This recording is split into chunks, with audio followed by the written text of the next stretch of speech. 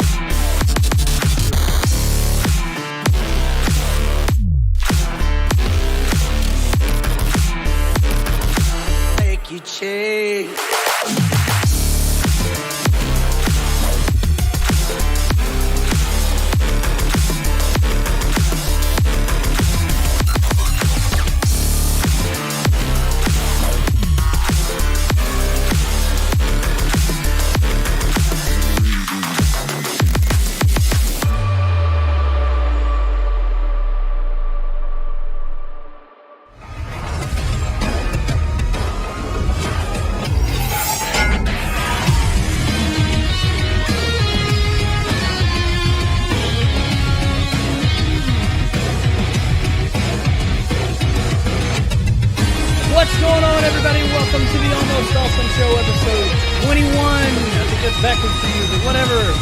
How are you all doing this fine Wednesday afternoon?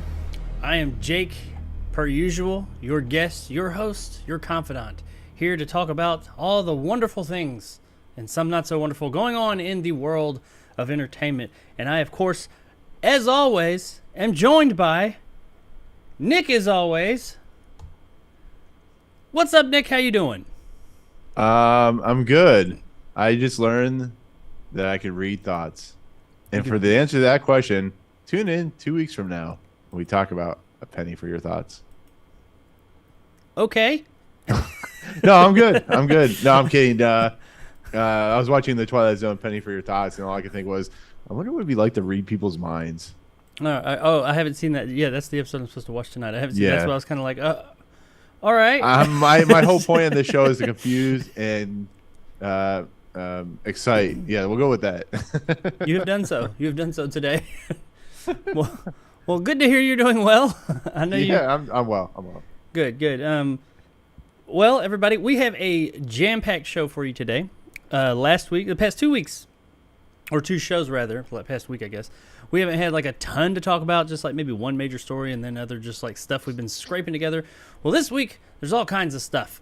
And not only are we going to be doing a trailer reaction today, but we're also going to be doing a review of a series, a new series. You could probably guess what that series is, because it's brand new. It just came out today.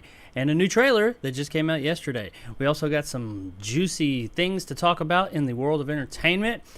And yeah, that's what we got going on. What about you, Nick? You got anything over there at the Pleasure Emporium that you want to let everybody know about that you got coming or you have out? Or let them know what's happening over there before we jump into this juiciness. Oh, I got many sites to behold. Many sites to behold. I'm watching like 3 movies in a row this week, including recording a couple of our podcast episodes. So I'm going to watch Bros tonight. I'm watching, I think I've told you this already, I'm watching Don't Worry Darling tomorrow, and I'm watching Jacob's fantastical vision of the world, which is, of course, Avatar, which I know he wants to live at on this Friday. Oh, I thought you'd be like a movie called that. I was like, I need to see this. No, yeah. No, it's the world that you've always envisioned, the world of Avatar with blue Pandora. aliens that can fuck each other through tails. I'm going to see, it's going to be next week. I have to wait until Tuesday to go see it, unfortunately. But I do get to go see it in IMAX 3D on Tuesday. Looking forward to that. Excellent. And coincidentally, we will be talking about Avatar a little bit today. Just a bit for a couple of things. Well, Avatar directly and its creator.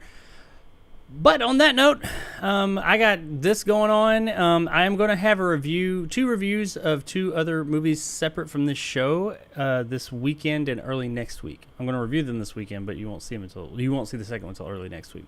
One's a new movie that's coming out, and that's probably going to be kind of spicy. I think I'm going to review it if I finish the movie. I plan on it.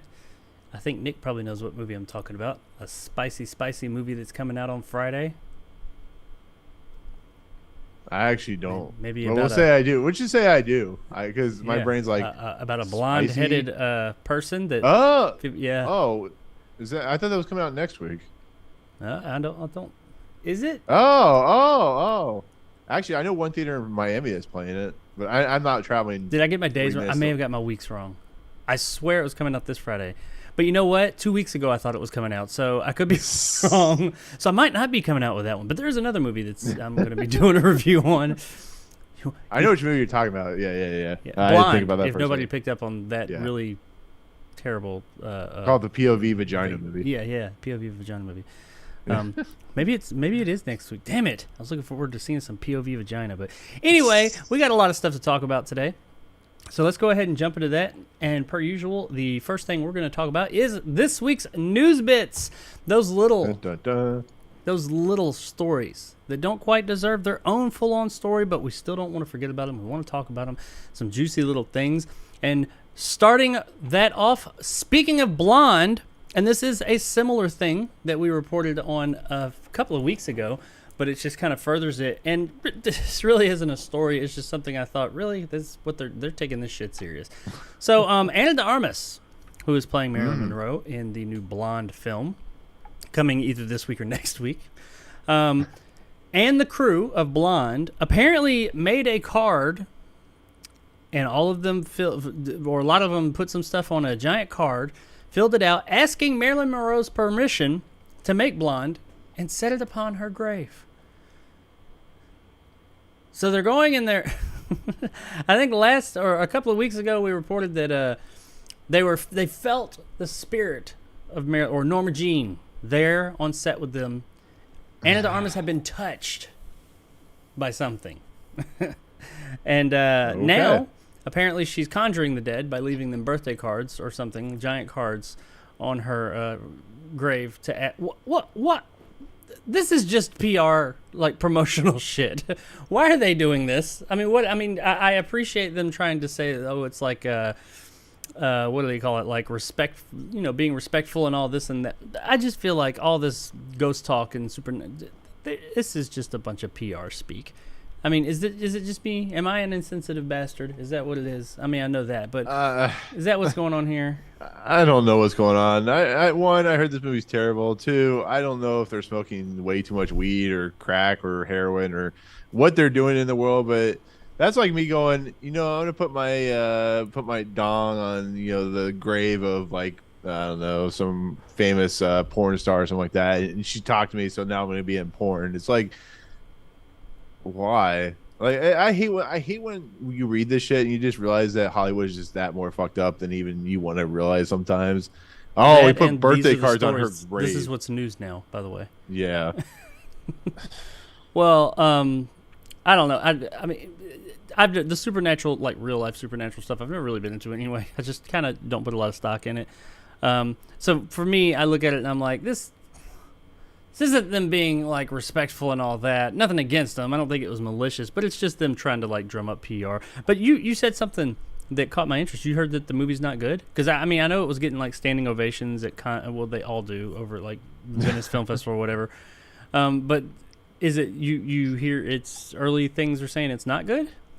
I mean, clearly they were really enraptured by that POV vagina shot, so that's probably why I got, standing ovation. Like, yay, vagina, yay, vagina. I mean, if I get to see Ana de Armas's vagina in detail, I may give it a standing ovation in my living room. Let's be real. Unless there's something really bad going on there. I don't know. Oh, right. No, I've talked to some people who've seen it. One person said it was all right, but mostly people say it's overlong, pretentious, a piece of junk. It's her. I know I joke about POV, vagina shots or like that. And I think Ana de Armas is a very gorgeous woman, but apparently she's like naked through 90% or like 50% of the movie or something like that. I'm like, that's cool, but like at some point you gotta tell a story. Like I did hear that. Cool. I heard like after the halfway through the movie, she's just topless the whole time. And I'm like, yeah, and it apparently gets really boring. So we'll see. I know. I'm saying from a perspective of like. Yeah, stories. He's more focused on that than he is. This is like Showgirls or something like that. Showgirls. It's got its pluses and minuses, but yeah, I could see some of that stuff just from what I've heard about them or what I've seen about the movie. Is like I've seen its runtime. It's like 3 hours long. Yeah, or just about crazy. 3 hours long, and I'm like, wow, that's really fucking long. But we'll see either this week or next week when I see Blonde, and I'm sure Nick will as well, and we'll see if it's is it any good? And do the drapes? What is it they say? Does the carpet match the drapes? Yeah, we'll go with that. We'll see if that's the case with Blonde. Anyway, moving on. Let's go on to our next little news bit, and that is that RRR, or RRR, or triple R, or I can't remember what it stands for.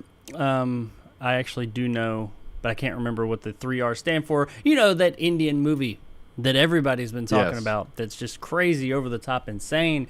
It's taking the world by storm, and it has been extremely popular. It's done well in theaters abroad and as well as over here in the States with a re-release, and it's been a runaway hit on Netflix. Everybody's talking about it, but now apparently it has been snubbed for the Oscars, or at least for the best international film or picture or whatever. Now, on a side note, it can still be nominated for some other things such as actor, actresses, all the other individual Oscars. Just not best international film. And I guess that means it can win best film because Parasite did. But my whole point to talking about this is, have you I know last time we talked about it, you had not seen I'm going to just call it Triple R. You Yeah. have not seen Triple R, right? Or at least not all the way through. Yeah. All right. Well, I have, and it is. It's a cool movie. It's fun. I really enjoyed it. I wish I had done a review, but by the time I saw it, it had already been out for a while, and I was like, oh, there's no point. But then everybody started talking about it again. I was like, wow, missed the boat there. But it was a fun movie. I really did enjoy it. But it's not a fucking Oscar-winning movie. Can I say this real quick? Sure. You know what's funny about this movie? It's not like this is the first movie in it from India or wherever it's from to be this crazy and over the top. What is it about this movie? Is it because he punches a tiger or something like that, or he fights a tiger? I mean, well, this one is, because I've seen lots of Bollywood and Hollywood movies. This one is, I'm not going to say the most over the top. It is that right mix. What I got from it was that it was that right mix of over the top Bollywood and Hollywood type flick, but grounded enough to be like more approachable by Western audiences. Because some of their movies are so fucking out there that I think a lot of Western audiences are just like, I can't, they can't get on with it. And this one has that something that makes it a little bit more approachable for people. That's why I think it's blown up the way that it has. But I mean, all that aside, and I'm not saying it's a bad movie, because it was a fun movie. I enjoyed it, and I like those kinds of movies. But it was a fun movie. But it's not, and I'm not putting the Oscars up on some pedestal, but the movies that they do give awards to, I'm taking, that's their criteria. This is not it. It would not have won anyway. It's not Oscar nominated. Just because it's popular doesn't mean it gets nominated for an Oscar. Look at Endgame. Endgame was really popular. The Spider-Man, what was it, No Way Home? Yeah. Mm-hmm. Everybody was talking, it should get nominated for... No, it shouldn't.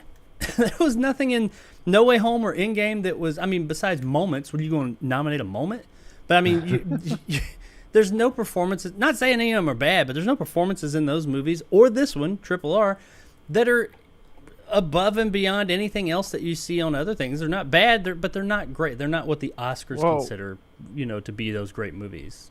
And on top of that, people have moved on to the next movie in the Tollywood or Bollywood, whatever you want to call it, series, with this new movie that's already out in Cinemark. It's like something part 1 or something like that. So it's like people move past. Yeah, people move past this like quickly. So I don't. Yeah, but I mean, it's not.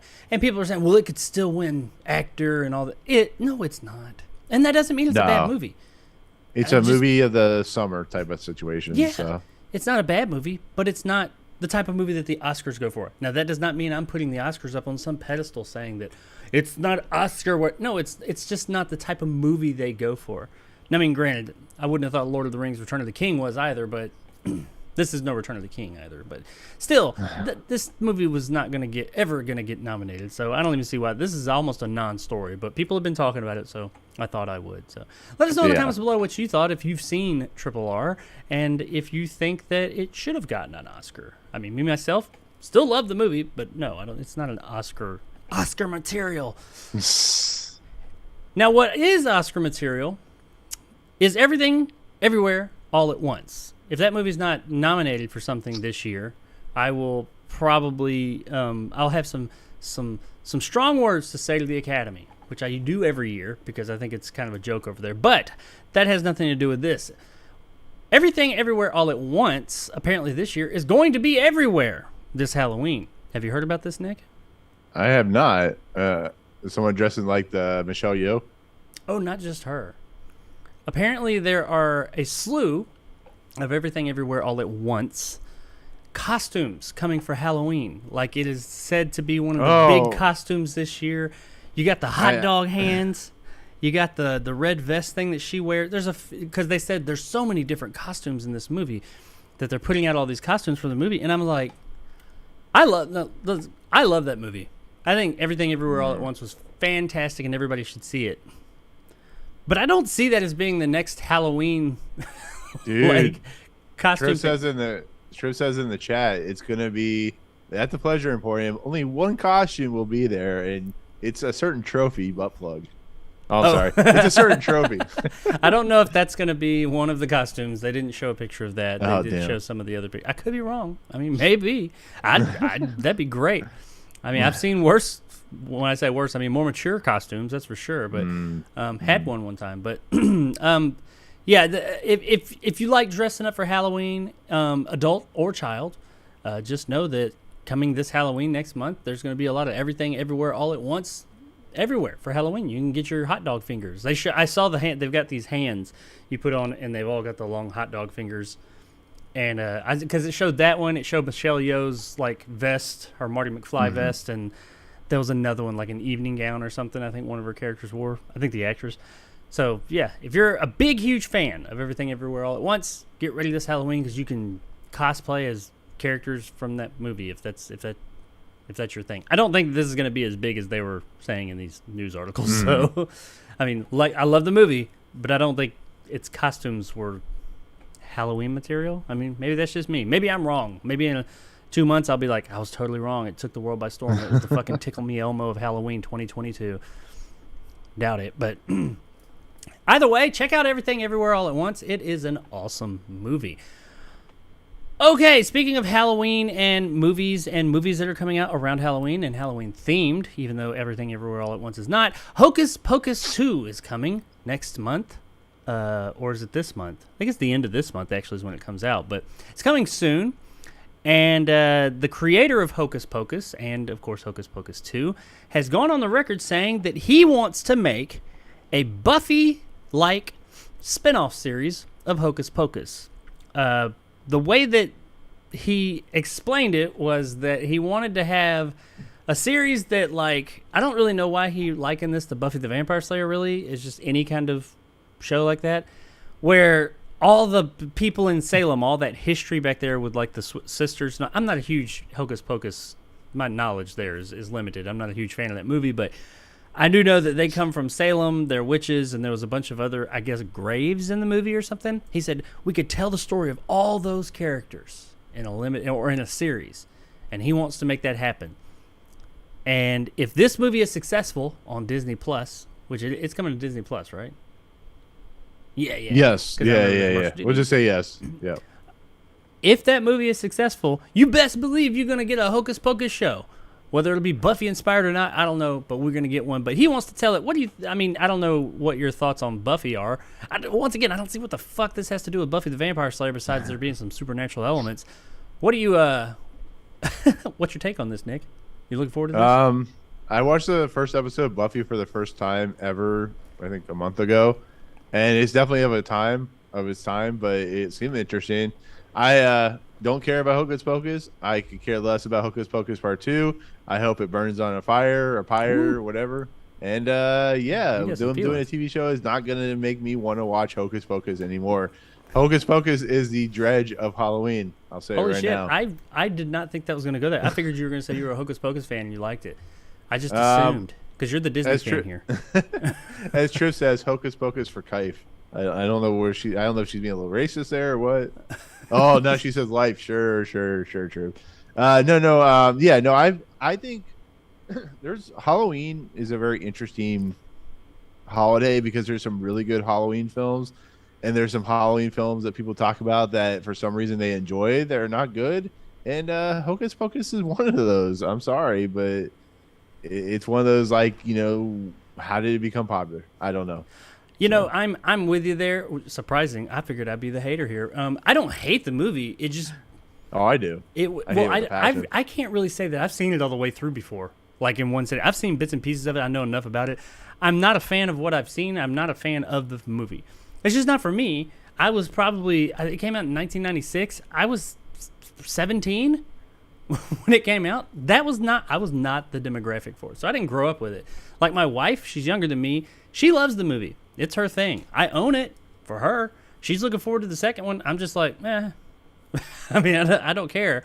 I don't care if there's a show. Buffy the Vampire Slayer, I did not watch when it first came out. I liked the movie. I saw the movie in theaters when it first came out. But the show, I didn't watch until years later. I binged it when it was on Netflix. That actually was a fun show. I mean, it is, like as you said, very much a product of its time. But it was a fun show. I enjoyed the show. I see why Joss Whedon, he was thought of so highly for so long. It's an entertaining show. It went on a little bit too long, but it was a fun show. Yeah.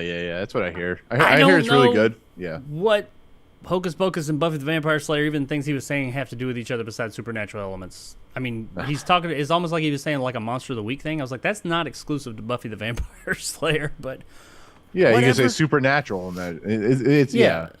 But either way, if you are a fan of Hocus Pocus, which I know there are many of you out there, and the new movie is coming, and if it is successful, which it doesn't, I'm sorry, I'm the wrong one to be judging it, but it doesn't look good to me.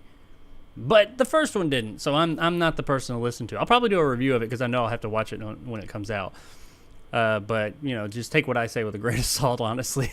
But if you are a fan of it, part 2 is coming here within a month. And if it is successful, then you got more Hocus Pocus goodness coming your way in the form of Buffy the Vampire Slayer-like series, possibly. I would put money on it if the movie is successful, because Disney money, we'll go that way. All right, almost done with our news bits this week, but this one I found pretty interesting. I want to get your take on it. Avatar, as we spoke about a minute ago, is coming back to theaters this week, this Friday, for a limited 2-week engagement, as they're calling it. So it will be out in theaters for 14 days, approximately 2 weeks, and they're saying it's already the highest grossing film of all time. It was for years and years. Endgame came along and dethroned it for like a couple of months. And then they released Avatar in theaters in China as a limited thing for like a week. And it took it back. Yeah. And not only did it took it back a lot. It's way ahead. Because they've re-released Endgame since then too. And it didn't. No, actually, I take that back. I'm sorry. That's how they passed it, because they re-released Endgame, I think, with like some Hulk footage or some shit like that. Wasn't that what they did? Because they re-released, because it couldn't quite pass Avenger. Avatar. Yeah. It was the like after the shit. Credits thing with Stan Lee tribute and some like Yeah. bunk ass Hulk footage. There was nothing else in the movie. Yeah. That And was it was on YouTube before. And Yeah. It just barely overtook Avatar by like a so stupid. next to nothing amount. And they like were celebrating, oh, we're so great. They came out with Avatar in China, and like within a day, it was already ahead of it, and then it kept on going. So it's already way on there. It's back as number one. Chances of a movie reaching the $2.8 billion that it's at now are unlikely altogether. However, now they're re-releasing it, as I said, again here in the U.S., right before the new movie comes out. Yeah. And people are saying, will this be the first movie to hit $3 billion? And I'll give you some stats. But before I do, they're also saying if it does hit $3 billion, chances are it will be the only movie to hit $3 billion for a long time, until inflation gets to the point to where hitting $3 billion doesn't really mean anything.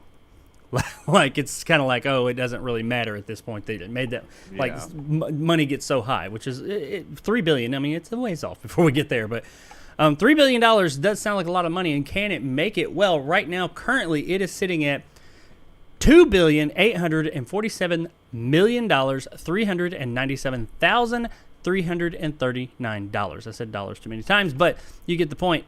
Approximately $2.85 billion. So it's not really that far off. What it needs to hit that $3 billion threshold would be $152,602,661. So $152.5 million. It's a lot of money for me, but in the movie world, for a big movie, $152 million isn't really that much. What do you think? Do you think Avatar could... What do you think the likelihood of it making $152+ million in 2 weeks is? Never gonna happen. No, I mean, it would have to be the next, like, if we were making 152 million in 2 weeks, it would be the biggest news story of the year, past Top Gun. Like, Top Gun Maverick is the movie news story of the year, just because of how big it became. If the Avatar were to make 152 million dollars on reissue, that would be some of the most impressive things. I mean, I'm not discounting James Cameron in his Avatars, because, you know, he makes a lot of money, obviously, because he went when the studio was like, I was watching, I can't remember what I was watching or reading, but they actually went to James Cameron and told him he was crazy for making Titanic, or either Titanic or Avatar. That he was crazy for making one of them. Actually, I think it was Avatar. And he pointed to Titanic and he said, "You remember how much the movie Titanic made? yeah, I'm gonna go work on Avatar, and you guys are gonna make money. So shut the fuck up. And yeah, it's the same thing. It's like, if it were making $152 million, I would be surprised. But at a reissue, that's not even Star Wars made $152 million on its reissue in '97.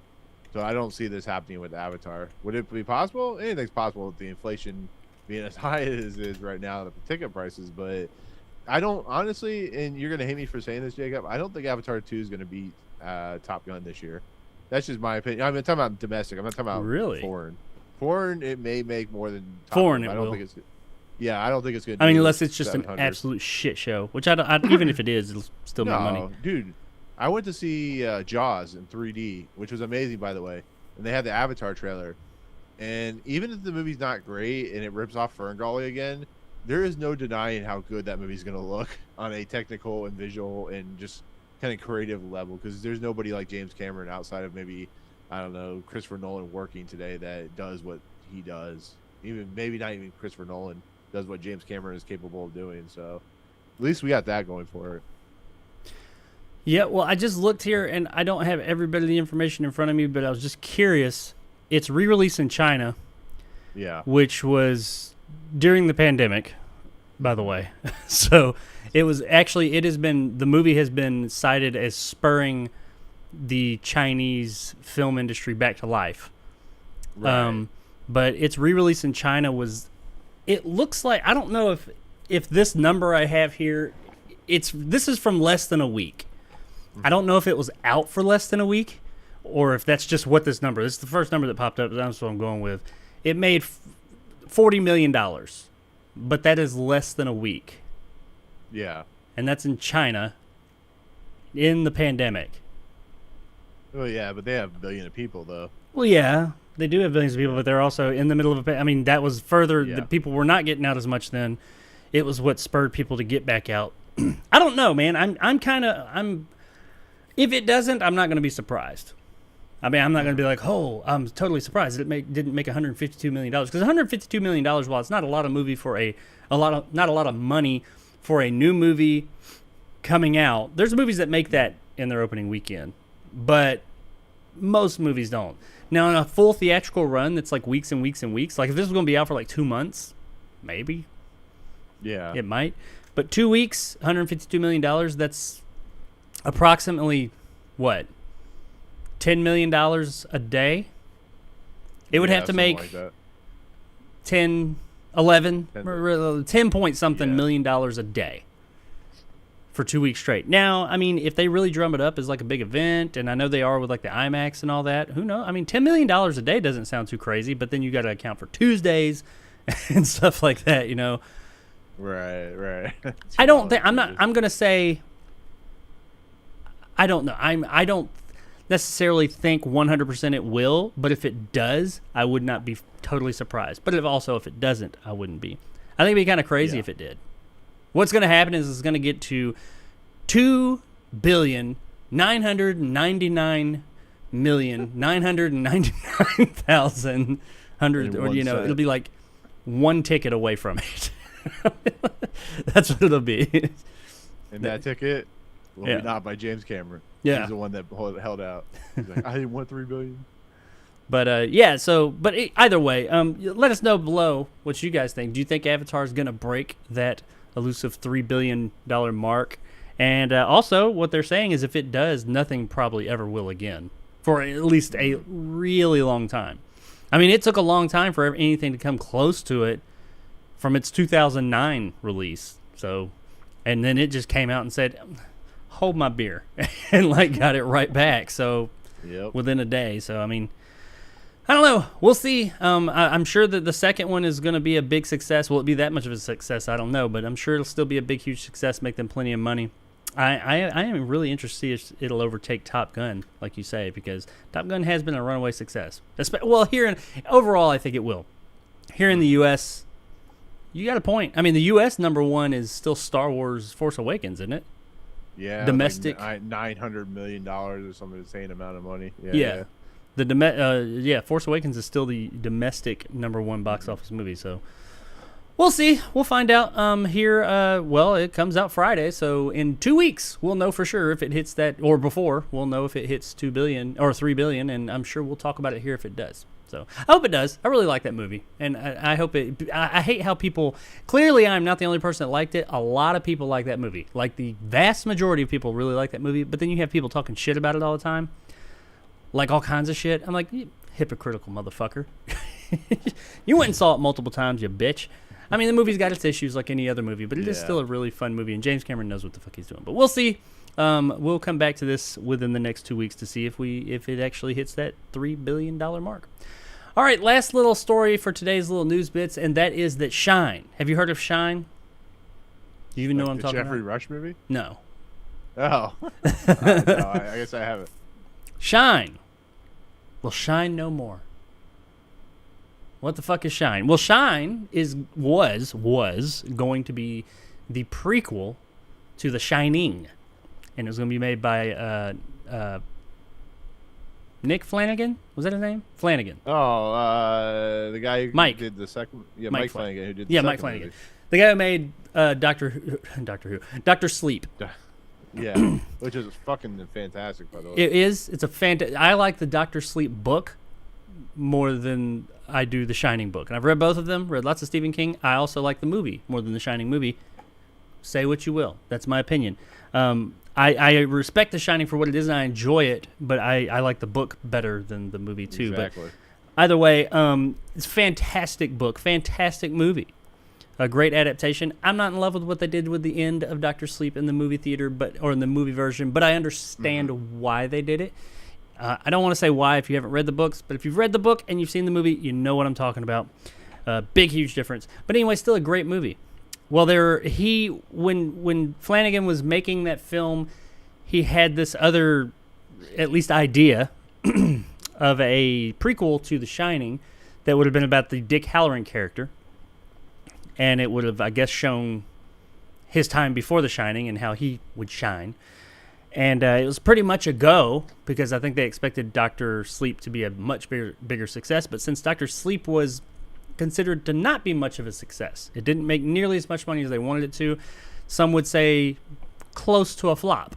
Not a total flop. I think it barely made it didn't even quite break even. And because of that, they have officially put the kibosh on it and said it's not going to happen. Flanagan has gone online and on record saying that it will be the biggest. The fact that he doesn't get to make that movie is like one of the biggest regrets he'll ever have, and he'll regret it for the rest of his life or something like that. So, it's crazy to me. Yeah, he flat out cited it is because Dr. Sleep was not as successful as they wanted it to be, which is a shame. Yeah. I think Mike Flanagan is one of the best horror directors working today. I think his TV shows on Netflix, including the one that's coming out, which I think is called The Midnight Club or something like that. They just put a trailer out. Looks great. But yeah, it's the unfortunate nature of like, I remember when I saw Doctor Sleep in the theaters, and I'm like, this is amazing. I put in the chat that one of my favorite scenes of all time is in that movie. But as you can see, when it played in theaters, it made like $20 million or something like that. So I don't know. I think it ended up making about $75 million or something like that, and it cost $50. Which you're like, oh well, that's more. Well, you typically got to double your budget to break even, so it didn't even quite break even. I don't know all the financials about it, but it was not successful within the studio's eyes. And some people could say, bad studio, that's fucked up. I mean, I get it. I mean, they don't want to put money. I want to see this movie too. I mean, don't get me wrong. And it's also, this would be an original. This would not be based. I mean, based, but it wouldn't have a book to go off of. This would be all his thing. So it will be a totally original story, not something based on King's work. I mean, it's loosely based on it, of course, but not based on one of his books. I think it would have been interesting, and I'm with you. I think Mike Flanagan is a fantastic director. Oculus had no right. Yeah.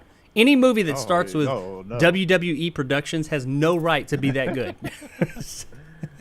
As soon as I saw that when I turned that movie on years ago, I was like, oh, fuck. I was like, but no, that was a great movie. All of his movies have been very good. Yeah. But it's sad that we're not going to see this, but I also, as much as we like to shit all over the studios, I get why they don't want to invest millions and millions of dollars on something that they look at and they're like, we're not going to get any type of return on this. Why? Why would we do this? I mean, they are in the business of making money. Netflix. He's doing they're doing Netflix Stephen King movies. Might as well put it on Netflix. Netflix will pay for it. You know, well, maybe not. I don't know. Maybe it's a ownership thing, rights and stuff like that. But who knows? I mean, maybe one day this story will come.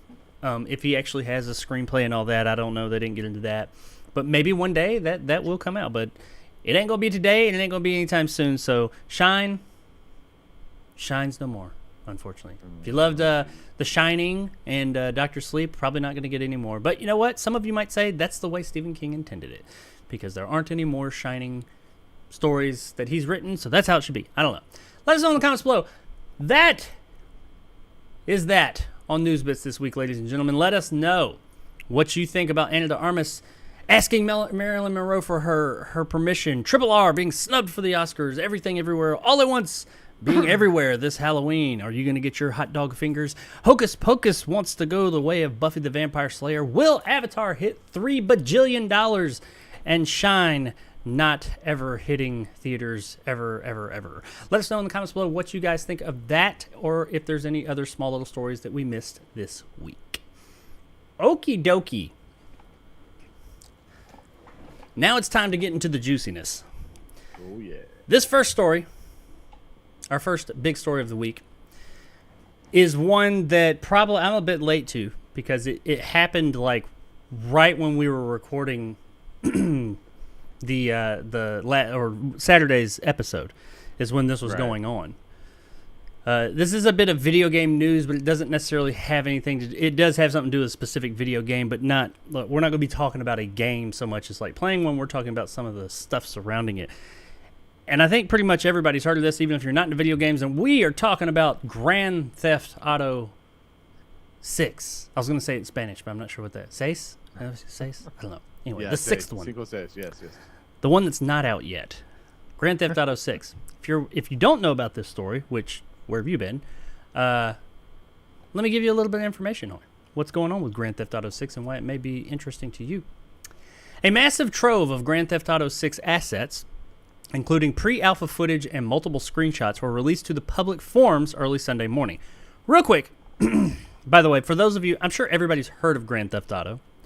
Just to let you know, if you are not in the video game scene whatsoever and are just like, I've heard of it, but I don't care what's so important about this, Grand Theft Auto 5 is by a large margin, highest or most sold video game or highest sold video game or whatever ever made.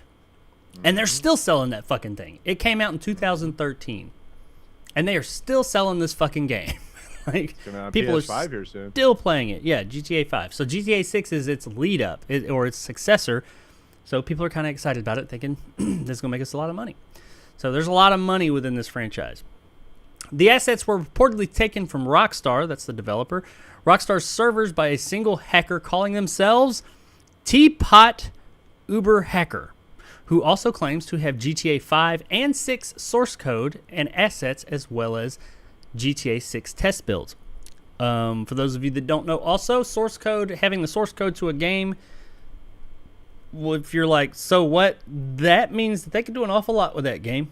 And as soon as the game came out, it could be rendered all but unplayable, at least online. People could go in there and have the source code to just do whatever the hell they want. On the back end, front end, everything. It's like an open season, and you don't want that if you know how malicious people can be in that space. The person claiming responsibility for the GTA 6 hack has also taken responsibility for the recent cyber attack against Uber, the driving company. After news spread throughout social media, the hacker updated their original post directing any employees of Rockstar or Take-Two, that's Rockstar's parent company, they own Rockstar Interactive, to contact them via email as they were looking to negotiate a deal.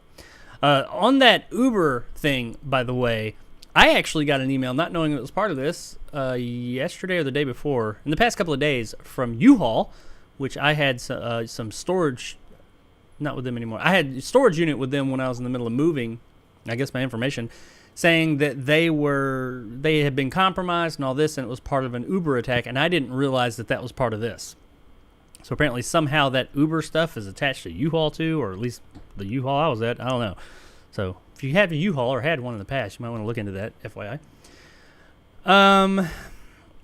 Also, as a result of this, shares of Rockstar Games' parent company Take-Two Interactive slumped when the market opened after the weekend. Take-Two's share price tanked by more than 6% in pre-market trading on September 19th, which was Monday. Take-Two's overall share price has been trending down all year, falling by more than 31% year-to-date with this whole situation in tow as well. And Rockstar said, we suffered a network... They weren't saying anything. They finally came forward. Because people were saying, is this stuff real? Is it not? And we'll talk about what the stuff is in just a minute. But they said that we suffered a network intrusion in which an unauthorized third party illegally accessed and downloaded confidential information from our systems. This included early development footage of Grand Theft Auto game.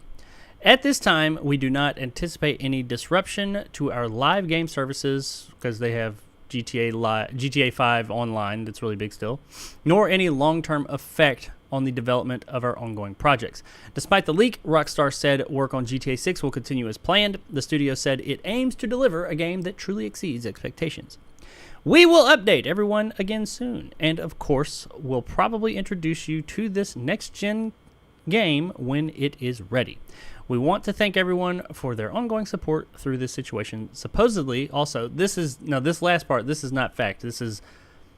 I've heard reports of it, but I could not substantiate it 100%. Supposedly, they have found out who the hacker is, and the hacker is a 16-year-old kid from the UK. So, Nick. Yes. What are your... I know you've seen some of this, and I know you heard about it. I think you actually sent me the initial story back while we were recording or after we were recording or something like that. What are your thoughts on this? I mean, just your basic thoughts of this whole situation. Real quick, before I do that, Triv sent a super chat. Says, "I swear I didn't leak the GTA 6 footage." Yeah. She said what? She says, "I swear I didn't leak the GTA 6 footage." Yes, you did. We know it was you. No, we know who it was. We know someone from the UK, Triv, that you're attached to. He did it. Dan, we're watching you. Yeah. Are you teapot? Uber driver or whatever it's called. But thank you very much for that super chat, Triv. I really appreciate that. You are awesome. So back to what I was saying. I watched it. I actually kind of feel guilty for watching it because I know they put a lot of work into it, and I'm exacerbating the problems of watching the footage. But it's one.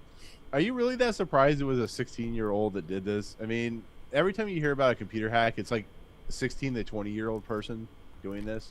I'm not surprised that a 16-year-old wanted to do it.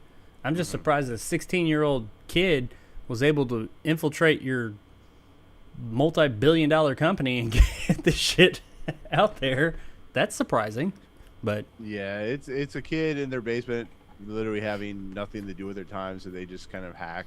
And they do this. It's why like the fact that like there's so much security around like these programs and companies, and yet they still can't. It's such a mess. But this game, even from an early state, looks pretty incredible.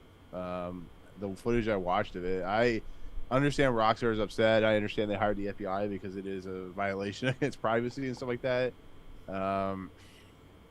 It's just crazy. It's crazy that I feel like Rockstar is just like, fire everyone. Everybody's out. We're gonna redo this in 25 years when GTA 6 or GTA 5 come out in like 16 iteration or whatever. So well, now a lot of people are saying, there's people saying like, oh, it looks like shit. It looks terrible. It looks awful. It's because it's early. Like their game's not coming out for 4 fucking years. Yeah, they've already said it doesn't come out for years. How do you think games just come out looking like they do? That's one of the last things they do is graphics and like tidying up the graphics.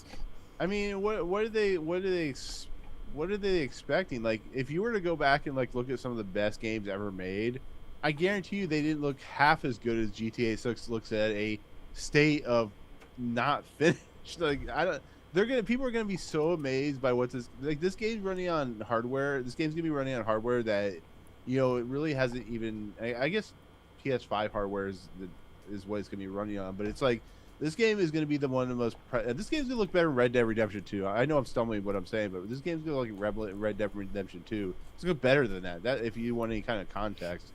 I mean, it's just you got to give this game time. When they're ready to release the actual non-working footage, you're gonna be amazed by especially what they're talking about with like the AI and how the AI is gonna handle itself. It's gonna be something when it comes out. I guarantee you. I have no. I mean, I've fallen off the not GTA Skyrim. bandwagon a bit the past few years, but I mean, I have no doubt that the game's going to be quality.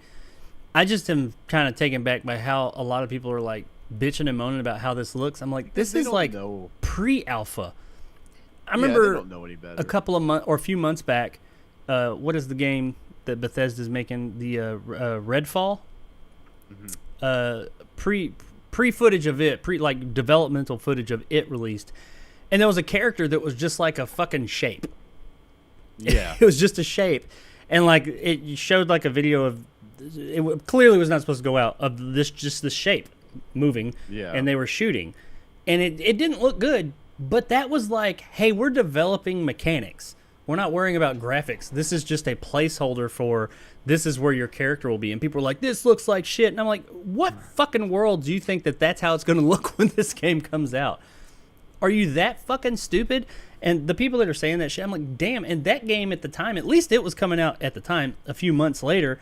This one's coming out literally years later. Years. It is not going to look like this. And if it does, well, yeah, it did look like GTA 5 on the 360 version that came out. It didn't look like, oh my god, that looks like teetotal dog shit. I mean, I guess in comparison maybe, but what were you saying? I don't know how long I don't know how long they've been working on the game, but if this is like, a year of footage, or a year ago they started working on this game, or a couple years, they've done a lot of good. I mean, they've been working on this shit for a long time. Well, no, I'm just saying for like, for where they're at right now, this game could be like, like a top tier game in like, 5 years ago. I mean, it looks impressive for what it's doing. So for now, yeah, and I mean, it's got like telemetry everywhere and like shit all around their heads. I watched some of it. I didn't watch a lot of it. I watched a little bit of it too, and I don't feel bad about it. It ain't hurting them that I watched that. I mean, the only person that should feel bad about it, or he will eventually, is this teapot guy. Now, I guess that brings us to the next thing. What do you think is going to happen to this kid? People are saying, oh, he's going to go to jail for the rest of his life. And some people are like, oh, he's going to get picked up by the FBI or the whatever they got over there in Europe. And he's going to get a job. And, I mean, I feel like that's the minority that, like, do stuff like this and get picked up by governments to go do stuff. That's like the, catch me if you can kind of situation. It doesn't happen that often. What do you think should or will happen to this kid? I don't know. In our state of the world, it seems like the person who sells pot gets more time than the person who hacks companies and leaks their actual footage. So this kid could get a slap on the wrist and 5 years probation, and then be right back at it with a new job and working for like Google or some shit. So who knows who knows in this day and age. Some people I've seen comments pretty much saying, so what? He released information. Who cares? I'll tell you who the fuck cares. Take-Two, the owner of this shit, and how their stock in literally one fucking morning dropped 6%. You're like, so what? It's 6%. That's a lot of fucking money. They essentially why is their stock dropping because they got leaked, or I don't understand. It drops because it got leaked and like all the bad press around that. And people saying, oh, they're not secure and all this and that. They linked. Now, I mean, their stock has dropped a bit here in the past year, it said. But 6% of that was said to be because of this.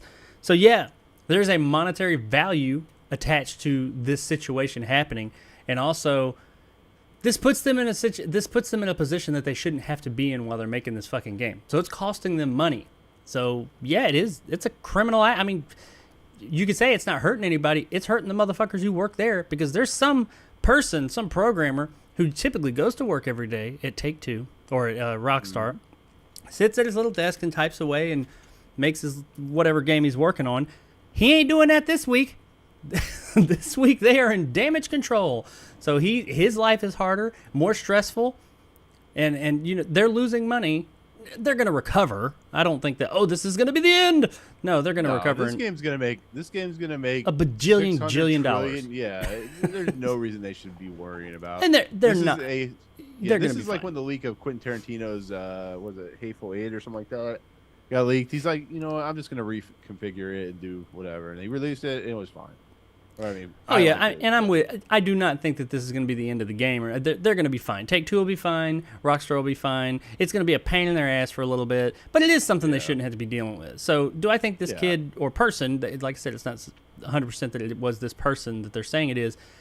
Whoever did it, do I think they should go to jail for life? No. I don't think they're going to go to jail for life, but I think there should be repercussions. And hopefully they do catch who did it. And there are repercussions, and people that are acting like, oh, I don't care. Okay, you don't care about this guy who did this. What about the one who infiltrates fucking Bank of America, where your bank account is, or something like that, and takes all your fucking money, or something like that? You know, actually, what I mean, I wish they would do that to some of these banks. Actually. Yeah, you'll care when it hits you, but not when it hits other people. So yeah, I mean, that's not cool. Leave these fucking companies alone, because I mean, you're fucking with the little guy who just goes to work every day and just types away on his keyboard. And now he's having to deal with all this shit, but. Quite honestly, they're going to talk. It was a big, I mean, he had like 90 something videos of this fucking game. He got a lot of shit. And there was other stuff too. I think you sent me something. I didn't see it. Is something about Red Dead Redemption? And like that ended up being fake. So okay. Mod. Yeah. I know what you're talking about. Yeah, it looked like they had up-resed it to like Red Dead Redemption 2 levels, but no, it was all, I was like, damn, that's fake. Oh man, that would be so cool to have like a remaster. But yeah. Okay. Fake. Well, I mean, it wasn't just GTA 6, but GTA 6 is the biggest thing that they got going on. Yeah. So, but yeah, there's footage of it out there. As many people are saying, I will not show any of it here because apparently they're taking shit down left and right. Yeah, and take down this. Yeah. If you're interested in seeing it, I mean, it's the internet. You can always find it. But to easily find it, you go look now because it'll be gone eventually. But just when you look at it, if you do, just know what you're looking at. This shit's years away. And it looks fine. The game's going to be fine. It's going to be what you want. Oh, they did. Some of the footage did kind of confirm some rumors and stuff that this game was going to be kind of like loosely based around a Bonnie and Clyde kind of situation where you will play as a female and a male. It did show gameplay of a female character playing, and like they were doing a Pulp Fiction-esque kind of situation where they were robbing a diner and having some banter before that. I think it takes place in Miami-esque. Like Vice City, yeah. Oh, it's Vice City? Okay. Which is Miami. It's their version of Miami.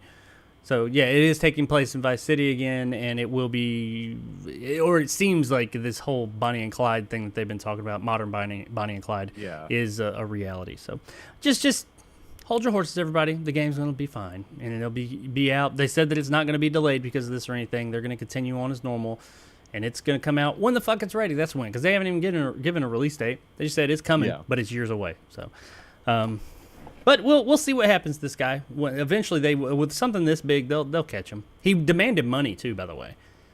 He started demanding like four or five figures from him or something. I was like, you're fucking stupid, dude. As soon as you started a dialogue with them, they're like, do you have him yet? You're gonna get fucking caught. All right, so that's our first big story in our news bits of the day. Just to break things up a little bit, we're going to jump into a trailer reaction real quick. We're running a little bit behind here, so we're going to kick it up a notch. But we're going to jump into our first trailer reaction of the day, or our only trailer reaction of the day. And we are going to be talking about Hellraiser, the new Hulu Hellraiser that just got its first trailer yesterday. I have actually seen it. I've seen it once, and Nick, you've seen it too, right? Yeah. So I'm going to play this trailer for you guys real quick so you guys can see it. And then we will discuss it. So here is the new trailer for Hellraiser, Hulu's Hellraiser.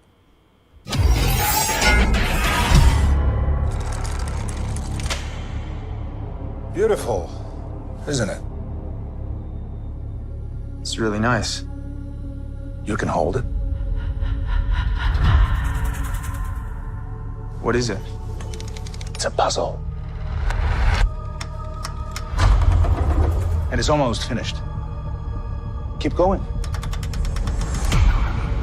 So if I solve it, do I get a prize? I do.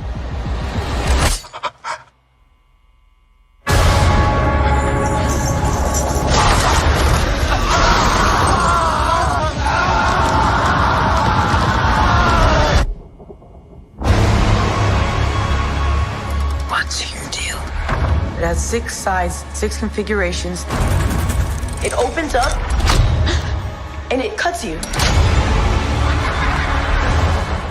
They come to collect.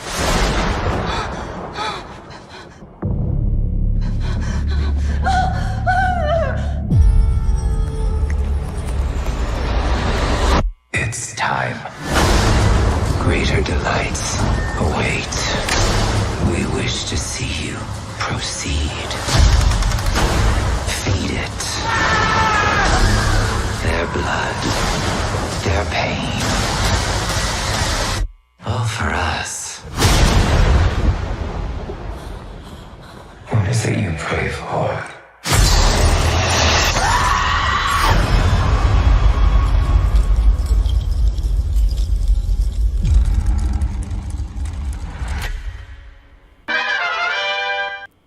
Alrighty, there it is, ladies and gentlemen. That is the Hellraiser Hulu's Hellraiser reboot or whatever. Yeah, I'm gonna jump in first and just say I like Hellraiser 2 more than Hellraiser 1. Everything past Hellraiser 2, I saw one or two of them, but I didn't really go down that rabbit hole that Hellraiser goes with because they get crazy. But Hellraiser 1 I thought was cool. It was fine. I enjoyed it for what it was, but it was like really fucking dirty. I don't know. I didn't care for it as much. It didn't resonate with me as much. Hellraiser 2 I always really liked. Hellbound, I think, or whatever it's called. But I liked that as a kid. Still do till this day. This looks really fucking cool. I was not looking forward to this. I mean, I wasn't not looking forward to it, but I wasn't like excited. I was just like, okay, it's coming. After seeing this trailer, yeah, man, this looks really fucking cool overall. I am kind of excited about this on October 8th or whenever it is. I think it said October 8th or 7th when it comes out. Yeah. I'm excited about this. What about you, Nick? What do you overall? No, I am because one, they're keeping to the feel and heart of what Hellraiser is as a property. And I feel like that this movie that's being put out really feels authentic. It looks gory, it looks violent, it looks like it has a really cool idea with the I can't remember what the box is called. What is it called? People Puzzle tell box? me. Is that what the puzzle box is? Yeah, the puzzle box is that little box thing he's got. It's got different configurations. Right, but it's always been called I thought it was called like something specific, but Well, when it's in its box form, I know that's the Lament, I think. I Okay. think that's what it's called, Lament configuration. But it changes shapes, and that is, at least to a degree, in the other versions, but in this version it looks like they're kind of going a lot more into that. okay. I mean, it has like an interesting shape, like when you see it for the first time in the trailer. But I like the fact that it's not going. It's similar in feel to the original Hellraiser and Hellbound, but it's adding some like cool new like Cenobites, I guess you could say, which is really cool. It has some new kind of ideas being presented because we saw that picture a couple weeks back or a few weeks back of that one Cenobite, which I thought. The you and face, both thought was, I think is what they call it. Yeah, it had like a weird kind of toyish like wood body or whatever. It was really crazy, but I think if like, you know, for instance, Prey, which came out, which was a remake or was a sequel or whatever, or a reboot or whatever, Prequel of the prequel. Yeah, thank you. Prequel of the Predator series. If they could take this and kind of make it feel like make it feel like the Hellbound Heart, the Clive Barker property, but also do something a little bit different. I think it could be like a really cool thing, and you know, it's going to be R-rated. It's going to be, you know, very violent, and it should have been in theaters. This is once again another reason why is Hulu getting all these cool properties, and it's not coming to theaters. Like Prey would have been awesome in the theaters. I feel like a lot of these deals were struck during the pandemic. Yeah, probably. And people were not seeing their hand be on their face or whatever they call it, and they were just like, "Oh, we're in a pandemic. We'll put it on your property or on your service." But I'm with you. I think that this looks fantastic. I think the cinematography, at least in the trailer, looked great. The overall look of it was just what I wanted, what I want from this type of movie. Jamie Clayton, which is who I'm going to say the young woman who's playing Pinhead. I know that Jamie Clayton is a trans person. I'm not 100% sure if Jamie Clayton is a male or female now, so I'm not being disrespectful in that way. Whatever Jamie Clayton wants to be called, I'm more than willing to call you that. But Jamie Clayton looks creepy. Yeah. looks more feminine, I will say that, in this role. But still looks like Pinhead. Sounds great. Now, I did hear a while back they were saying that the voice of Pinhead, apparently the guy, Doug Bradley, I think was his name, who played Pinhead for most of the movies up to this point, the exception of like the last one or two, they used to do some work to his voice to get it to be all booming the way it is. And they said, we're not doing anything to her voice. Yeah, they did. Or at least in the trailer they did. That is not... I mean, that may be her voice. There's something going on there. Oh, they did a fucking Batman on it. They modulated her voice. Yeah, they did some type of pass on it. That's not a regular human voice. But it's not as... I will say it's not as big and booming as his was. But it still sounded very menacing. And I loved it. I really, really like how this movie looks. It looks really fucking creepy. I like how they explained some of what's going on. It sounds like in this one, there's a part where it showed the book or a book, and they had like all the different configurations of the puzzle box. And the first one was the lament configuration, and then I know about that configuration, and I didn't know about a configuration. I know the Leviathan, which it looks like that's the last one. That's where they're trying to get to. That's where I know the Leviathan. I don't know all the stuff about Hellraiser, but I know the Leviathan is like this creature that if you get an audience with, you get a wish granted or something like that. I could be wrong, but it's something along those lines. And it sounds like that this guy who looks like the rich guy who owns this thing, like when you mess with the box, it makes you bleed, and whoever's blood it takes, that's who the Cenobites come for. And it sounds like he's getting other people to do it so that he can get it to that configuration and go and get this, I assume, to the Leviathan or whatever, which is really cool. I like that idea, because some of the other Hellraiser movie, or the other two Hellraiser movies, they were a little bit more... They had story, of course, but from what I remember about them, they were a little bit less like having some overarching story like that, and it was more just, oh shit, this is happening, survive. Just fucking survive these hellbound creatures that are coming. So I think that's really cool that I was able to pick up on the basic story from the trailer, even though at the same time, it didn't show too much to where everything was ruined. It just gave me a vibe of like, this looks really fucking cool. I'm loving this imagery. I like the way the Cenobites look. It did not look cheap. I'm with you. This looked like a theater movie. It did not look like a streaming movie, whatever that is. It looked like something that should be in theaters. I mean, we'll find out. Right. No, I was going to say, Hulu's been putting out some good horror films this year. They put out this. They put out, I guess, Prey's a little bit of a horror film. Fresh, they put out no. Oh, Fresh was so good. Yeah, Fresh. Yeah. So they've been putting out some pretty decent horror films this year. Yeah, and I'd say Prey it's a monster movie. I mean, it's horror. It's more action, but still, it's Predator's always kind of been a monster movie, action horror-ish. But this looks, and it has a really cool horror vibe. I think there's going to be some nasty ass violence, which Hellraiser's known for, and just like a really creepy vibe and scary. The Cenobites that we saw that masked character they were talking about. It looked like it had like a human's face, but it wasn't on someone's face. Like it was on top. I don't know, but that looked creepy. Like I said, Pinhead looked great. Jamie Clayton as Pinhead looked really good. It looked like, I think they call him Chatterbox or the Chatterer or something like that. He's in the other ones. He's got like his teeth, his lips pulled back, and he kind of does that chatter thing. Yeah. I think I caught a glimpse of him or in the trailer, so that's cool to see some of the old Cenobites coming back besides just Pinhead. So yeah, just overall, man, this looked. I know that's probably not as much introspective as some people want because I'm not as versed on Hellraiser. I've seen them, but I'm not like a diehard super fan of Hellraiser. I love Clive Barker, but Hellraiser I just don't have as much to say about. But I'm excited about this movie. I was not excited before I saw this trailer. I was just like, I'd report on it.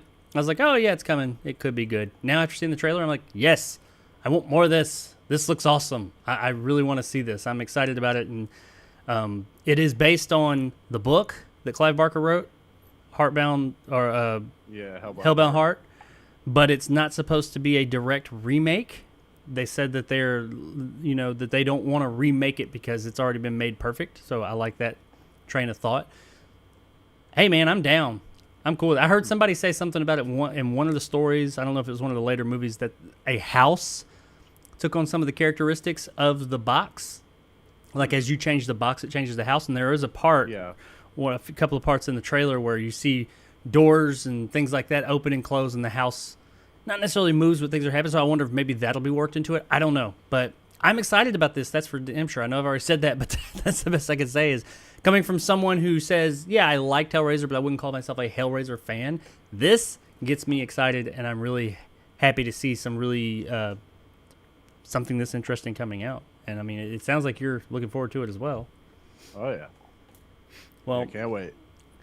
All right. Well, I mean, I know that's probably not as much detail as some people were wanting for this trailer reaction, but that is my reaction. I was just I'm excited to see this fucking movie, man. I mean, well, no, I was gonna say that really the only things you need to the only details you need to know is, does the movie look gory? Does the movie look entertaining? Does it look like it has a fun vibe to the Clive Barker property? That's, I mean, I honestly, if the story sucks, if like the visuals and quality, like for instance, Wishmasters was a shitty movie, but at least it was an entertaining movie. So that's all I want. I don't care if it's shitty or not. If it's entertaining and gives us good violent moments, yeah. Fuck it.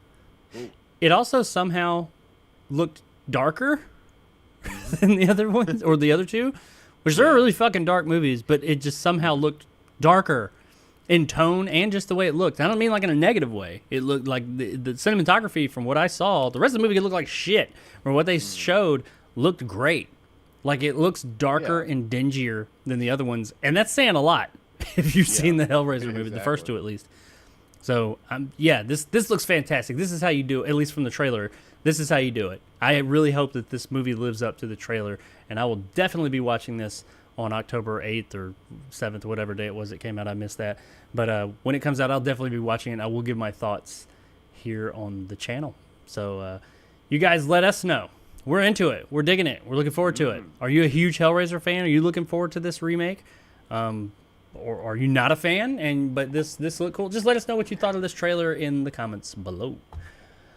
Okay, so moving on.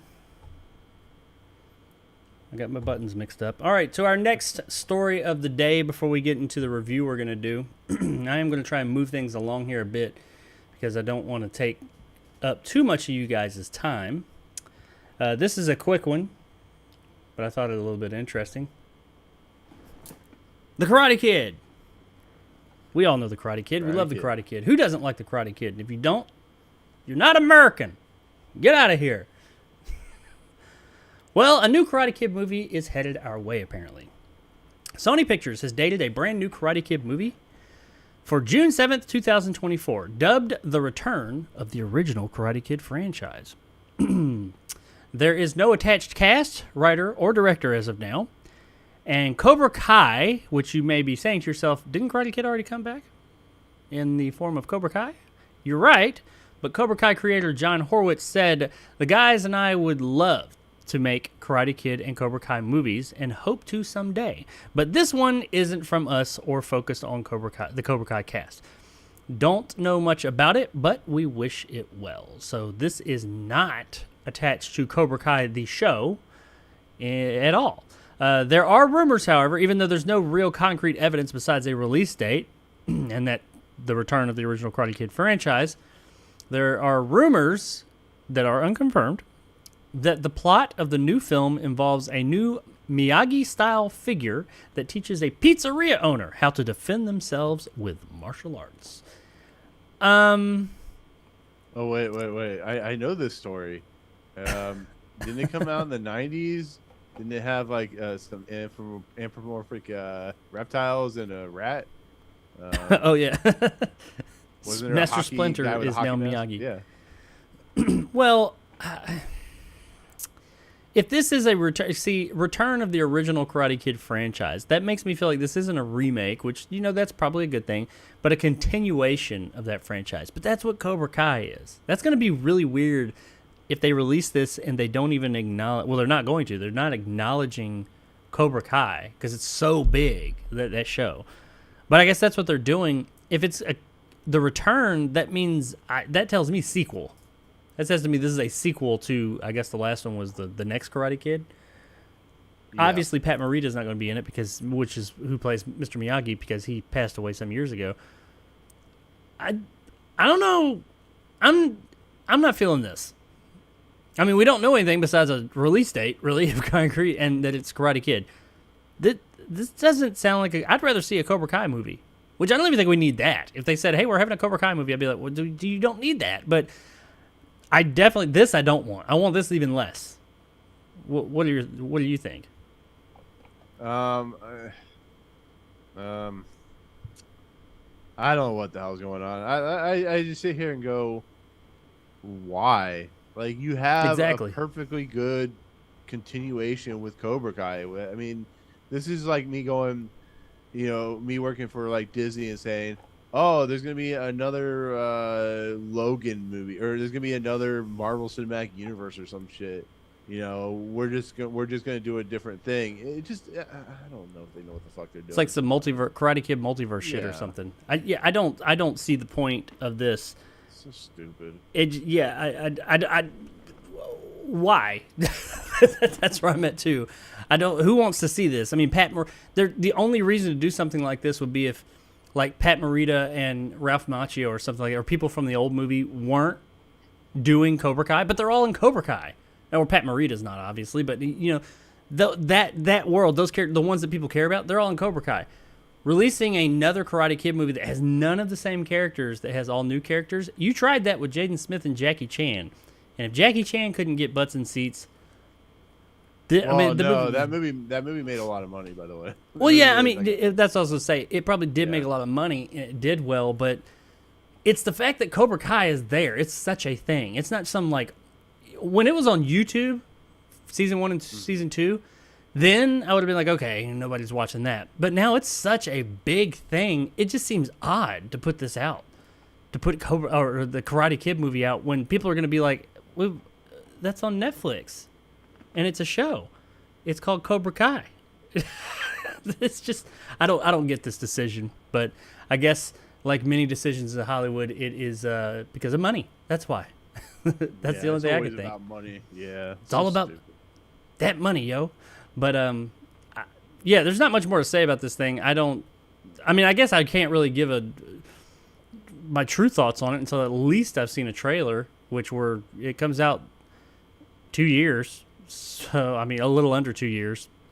So it'll be at least a year before we see a trailer for this thing or even know anything about it. So I don't know. I guess we'll look back at it then. Maybe we'll see the trailer and we'll be like, yes, that makes sense. I get why they're making this now. I don't think so. But let us know in the comments below what you think. Are you looking forward to a new Karate Kid movie that is not attached to the Cobra Kai franchise whatsoever? It's so fucking weird. But maybe I'm the minority. I know I was on Clerks 3. So just let us know if you're looking forward to a Karate Kid movie making a return that's not Cobra Kai. Okay. So next up on the docket. Now this is a longer, it's not really a long story, but there's a lot of information here. And this is a follow-up story to something everybody was talking about for a while there. I guess I'll start it with Nick. Yes. Have you heard the good word? Is bird the word? No. The good word. Have you heard of our Savior? Our Savior. Our Lord and Savior. Our Messiah. Because he has arrived. Oh my God. Has he now? Our Messiah, Ezra Miller, has arrived, everyone. Well, I'm stepping on a rake right now. Ezra is back in the news. We thought maybe we were done with him for a little while.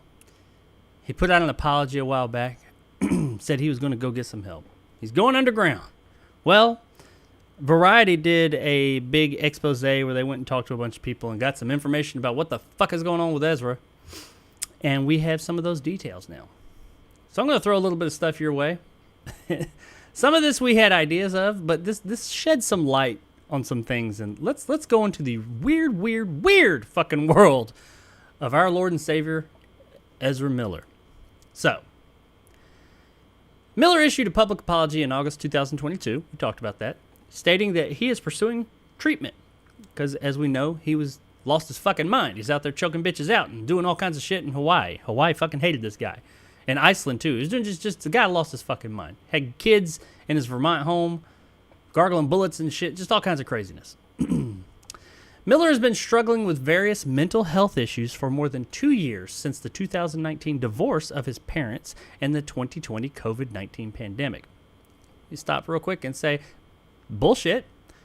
People's parents get divorced every fucking day and they don't do what the fuck you did. And the pandemic, we all dealt with that motherfucker. And I'm not going to say nobody did. There were plenty of people that lost their fucking minds. So I'll give you that one maybe a little bit.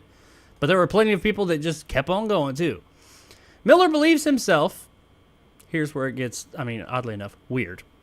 Miller believes himself to be a Christ-like figure fated to wed 18-year-old environmental activist Tokata Iron Eyes, whose parents requested a court-issued protective order against Miller, stating in court documents that the actor met Tokata 6 years ago when she was 12 and Miller was 23. A source from Miller's compound in Vermont, dubbed The Mountain, the name of the compound, not the person, said, Ezra is Jesus, and Tokata, an apocalyptic Native American spider goddess. And their union is supposed to bring about the apocalypse.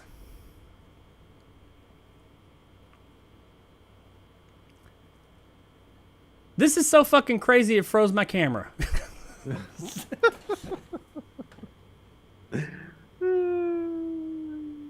What the fuck, man? This makes me. I might just go see the Flash for this now. See if our Lord and Savior, whatever the fuck his name is. Oh, God, people. What is wrong with our fucking world, man? We cancel Batgirl, but we keep Ezra Miller. It's so weird. Is he gonna start jumping on couches? Is Oprah Winfrey gonna record him? That's what's next. Apparently Jacob has lost his audio feed too. It's good times. I'm here. You just can't see me. I don't know why. Trip says you're over my shoulder. Run, dude. Hang on. Run. Sorry. While he's fixing the camera, apparently they've hired the writers for Fantastic Four, and they're two writers that have written one movie, and they're coming up with another one called Disaster Wedding, which is being directed by a guy who directed Palm Springs. So the Palm Springs director, but who hired the writers who are now working on Fantastic Four, the movie. That's good times. What do you guys think about that? We got two writers that have never worked on a big budget movie working on Fantastic Four. You're doing great, director. Nick. Thank you. With the director, they directed WandaVision. No, true story. This really just was just released a few seconds ago. So, yeah. And there's also videos of cats. I can show you videos of cats while we're waiting for Jacob to come back. Can you hear me? Yeah, I can hear you. Okay, so OBS just crashed. Oh, nice. I'm going to try and restart it. Hopefully it does not shut down the stream.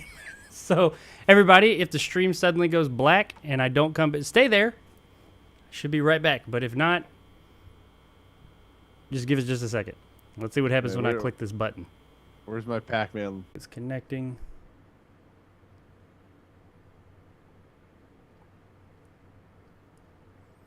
Hey, we're live. We are? I'm not showing it as of yet. Yeah, are we live, everyone? I see us live. Yeah. I think everybody left. I don't see us live, but Right, it says, damn, looks like the GTA 6 hacker messed up the stream. I know, right? Oh, yeah, there we are. Okay, is it the same stream? Yeah. Oh, thank God. See, sometimes it won't do that. Sometimes it'll start like an all-new stream. It's kind of frustrating. All right, just 1 second, ladies and gents. It did start a new stream. Oh, no, it didn't. Yeah, no, I'm watching the same stream. So That's one I have scheduled for later on. Yeah. I just saw another one on there. I was like, God damn it. Okay. Alrighty. We're back from existence. I think. Hopefully you guys can hear us. You can see. I think you can see. I see. The Savage Zombie Review says, welcome back. Thank you, Savage Zombie Reviews. I much appreciate it. Yeah. Sorry about those technical difficulties. I don't know what happened, ladies and gentlemen. OBS. It was all OBS, though. I'm blaming it on OBS. It was OBS. It's a piece of shit. It's great when it works, but when it decides not to, it's going to fuck you in the ass. No Astroglide. I mean, damn, could have gave me a reach around, a kiss or something. No, it just comes in bam, bam, bam, bam in the middle of a stream. Drops everything. And then I had to restart my computer. Well, my computer restarted. It updated. I don't know. Hey, now's a good time for that. Why not? So, yeah, sorry about that. All right. Let's get this. Let me see. It closed everything. There we go. We're doing it live. Fuck it. Yo, you don't want me to do that. We'll be here for a long time. All right. Who was that? I was talking about. Ezra came in and said, "Stop talking about me, unless you're talking about me in a positive way." You son of a bitch. Son of a bitch. Okay, I don't even remember where I was, but I'll just pick it up. Okay. Anyway, sorry about that, everybody. Oh, where's Ezra at? That's not Ezra. There's our boy Ezra. All right. Thankfully, that still works. Okay, everybody. Sorry about all that. Let's jump right back into this thing. So anyway, yeah, Ezra Miller, Compound, Vermont, the mountain. Ezra's Jesus, and he's marrying a spider goddess.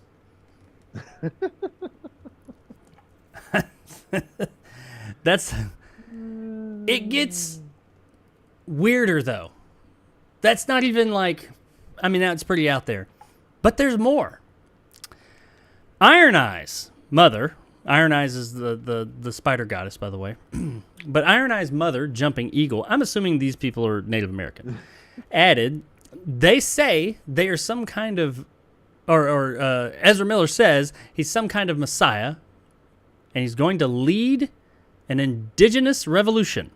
Iron Eye's parents alleged Miller used violence, intimidation, threats of violence, fear, paranoia, delusions, and drugs to hold sway over a young adolescent Dakota, as well as cult-like behavior and grooming the teen. Jumping Eagle, that's her name. Jumping Eagle also accused Miller of influencing Dakota's decision to come out as non-binary transgender, and also said, if somebody pisses off Ezra, they're transphobic and or they're transphobic and or transphobic Nazi. Because we're trying to protect our daughter, and we're trying to point out that what Ezra done to harm our daughter, now we're transphobic. The mountain has been described as a court harem of mostly young women who were encouraged to leave their cell phones at Miller's altar, which also includes toy figures of the Flash character. Yeah. Miller is said to verbally and emotionally abuse his cohorts and refers to himself as Jesus and the devil. The actor apparently can often be found claiming that the Flash is the one who brings the multiverses together, just like Jesus. Because I remember that part of the Bible. I don't know about you, Nick. That part where Jesus brought the multiverses together. You know, that's like yeah, exactly. Book something. I don't know. A source claimed, and we're almost done. There's so much more, too, though. A source claimed that Miller's spiritual advisor, Jasper Youngbear, was telling Ezra that he wasn't a part of the movement. He was the movement. That he was the next Messiah, and that the Freemasons were sending demons out to kill him. So now they got the Freemasons involved. And the last thing, I included this because I thought this was rich. This is what Miller's spokesperson had to say. The last thing they had to say about all of this. And there's so much more to this. I just couldn't put it all here. We'd be here all day. Miller's spokesperson added that Miller's consistent drug use is not the issue. Mental health is the issue. Well, you know what? I'm going to agree and disagree with you there, because I think mental health definitely is the fucking issue here, but consistent drug use is not helping the situation. What in the fuck is going on in Vermont at the mountain, which admittedly, parts of it sound like could be a good time for the night, but what is going on over there, Nick? What the fuck is wrong with this motherfucker? It sounds like the original premise to the Prey movie. That's what it sounds like. It sounds like he's the predator coming down to take the children from the Comanche tribe or some shit. I don't know what the fuck's going on. All of a sudden, This he's is- indigenous. He's Native American. Oh my god. Ezra He's- Miller is like what happens when you go to a pizza place and instead you get tacos instead of pizza. It's like it doesn't make any sense, and it'll never make any sense.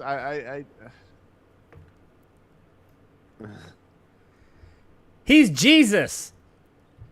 He apparently like He's marrying a spider goddess, oh my god, a Native American Jesus- spider oh my goddess. God. Is he supposed to be gay too? Like this makes no sense to me.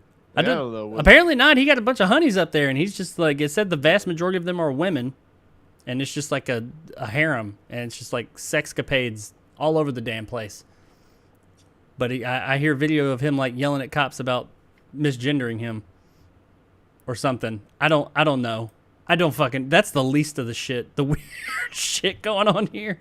As soon as I saw that he is Jesus, and Jesus brought on the multiverses, and he's Is he marrying gonna a call spider himself- goddess to bring on the apocalypse. Is he gonna call himself Barry? Barry? Was it Barry Stardust and the Spider Women of Mars or some shit? What the fuck is happening here?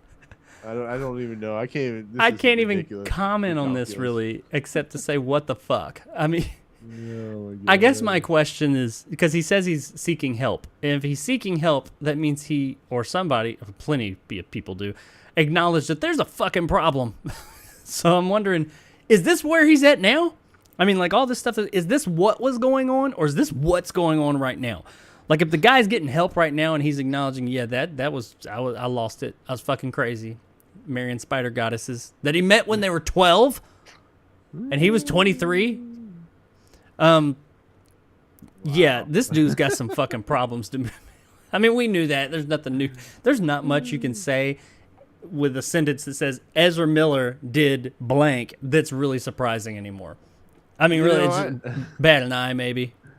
Yeah, I laugh about this, but you can't make this shit up, man. This is so disturbing. This is like its own very episode of the Twilight Zone, except this is like the Outer Limits or something. I don't know what's going on anymore. If you asked me to come up with a story of what the fuck was going on with Ezra Miller before I read this, I guarantee it would never have been nearly as bizarre as this.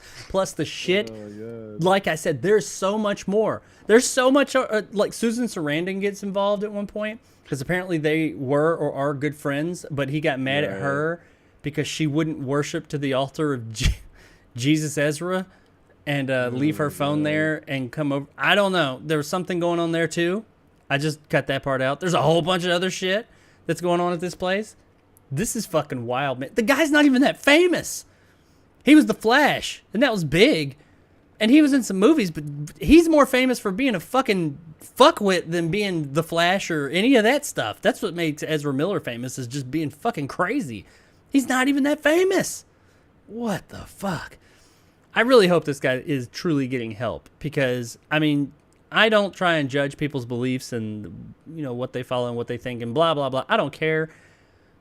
But, dude, something's going on here. This is not... I'm not going to say normal because some people say, what is normal? This is not normal, abnormal, this is fucked up. That's what it is. What the fuck is wrong with you? Jesus Christ. Well, not him. I guess he's... should we, instead of Jesus Christ, we should start saying Ezra Miller. I mean, that's what I'm going to start saying from now on. Instead of Jesus, I'll go Ezra. Apparently, because he's the fucking Messiah. I don't know. There's not a lot more to say about this, people. This is like just more informative. I mean, what can I say? What can anybody say? It's fucking crazy. He's marrying fucking Shelob over there and spider monsters and stuff. And I truly do hope that Mr. Miller, or I hope Ezra gets help. I hope he truly is getting it. And I'm really and this is truly from the heart. I hope that in a few months, because he didn't officially come out and say this stuff. This was a report that Variety has been working on. So they put this all together and put it out there. So I can't really say, because I've been saying he needs to just go in a fucking hole for a while, figure himself out, and then reemerge later on with a new image. So I can't really say that he did this. They did this. So maybe, I don't know, down the line, he'll come back out and he'll say, yeah, all that stuff was going on. I lost it for a while, but I'm back, and I hope so. I hope he gets some help and he don't come up and he understands the craziness of the spider monsters and all that. who knows? But you got any other thoughts on this, Nick? No, I don't. You can't make this shit up. Even if you could make this shit up, you couldn't make it up because there's always something even wackier coming into the mix. So, yeah, this is fucking crazy. But well, there it is, ladies and gents. We got a little bit more clarification on Ezra and what's going on in his head. He's clearly the Lord Jesus Christ, our Lord and Savior. I guess. Spider women. Jesus is canceled. You no longer say Jesus. You say Ezra. Or Ezra Miller. Do not take Ezra's name in vain. Let me know in the comments below what you think of this, I guess. It's fucking crazy. But, yeah, that's about all I can say about that story. Okay, moving on to the next thing. Yes. All right, so jeez, Ezra Miller. Okay, so we're going to move into our review of today and get that out of the way, and then we got 2 more stories after that, and then we're going to call it a day. We are going to be talking about we're going to be doing a review of Andor, the first 3 episodes. Andor is the new Star Wars Disney Plus television or show series, whatever they call it nowadays. They don't call it TV shows anymore; they call it series.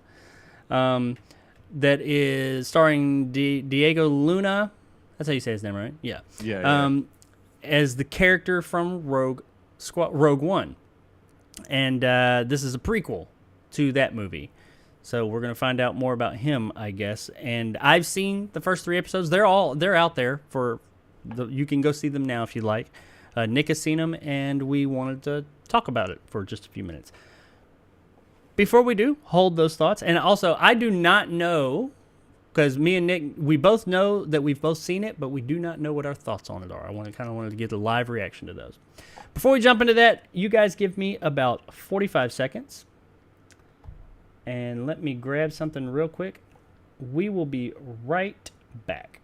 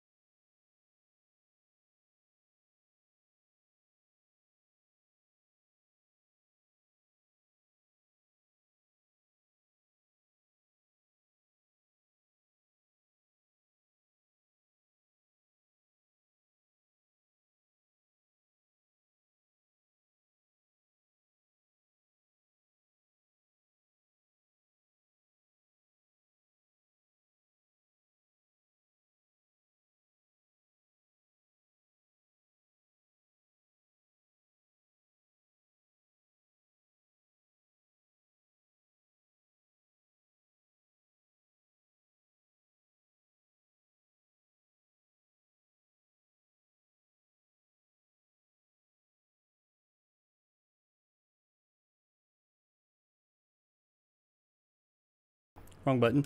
All right, ladies and gents, we are back. Sorry about that. Had something very important I had to take care of. So Andor, Star Wars Andor. I don't think it does. It's not Star Wars Andor. It's just Andor, isn't it? Or is it? No, yeah, it literally just Andor. Yeah. Okay. So Andor, prequel. Yes. Rogue One, which was the prequel itself. Yes. Prequel. Well, sequel to the prequels, but a prequel to the originals.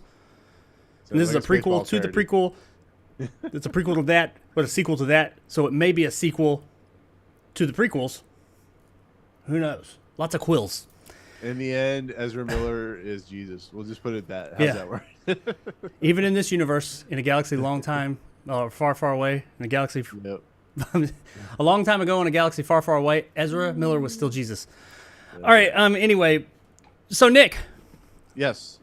I'm curious to know what you thought of Andor, since I have absolutely no idea. And I know you are a huge Star Wars fan, but you've had conflicting feelings, Star Wars and the fandom in the past few years.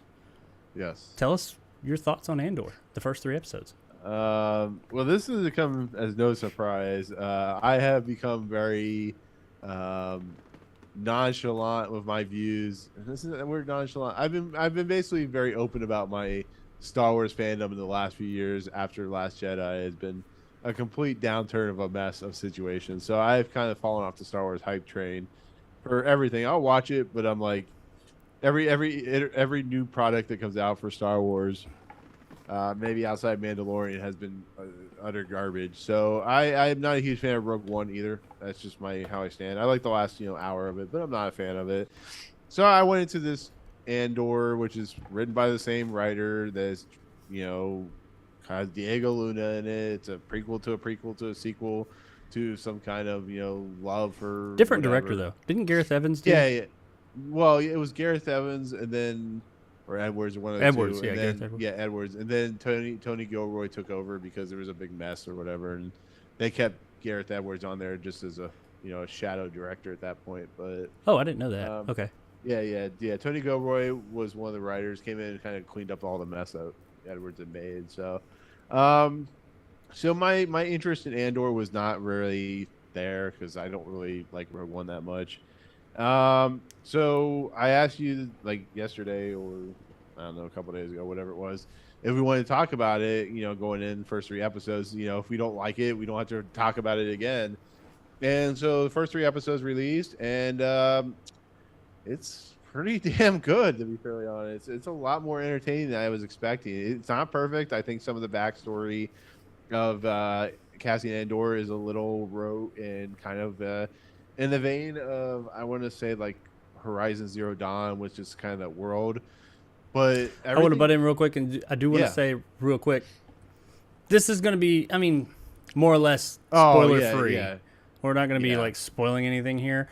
We may say we're going to talk about it, but I don't plan on I don't really know if there's anything really big to spoil in these first 3 episodes. But we're not going to spoil the show for you, for those of you that haven't seen it. I should preface that there is some back history of Andor, but that's in the trailer, so I should know better than to say start talking. But anyways, I think this series has potential. Now, whether it actually fulfills that potential in the next 22 episodes, I can't tell you because we only have 3 episodes because there's gonna be 12 episodes per season. Yeah, that's what it's gonna be 12 episodes this one instead of the 8 that they've been doing. Wouldn't Mandalorian 8 or 10? Yeah, it was like 8 episodes or something. Yeah, some small amount. But if they're going the route they're going, and they keep the pace and passion, they keep Tony Gilroy as the writer, which it looks like they're doing.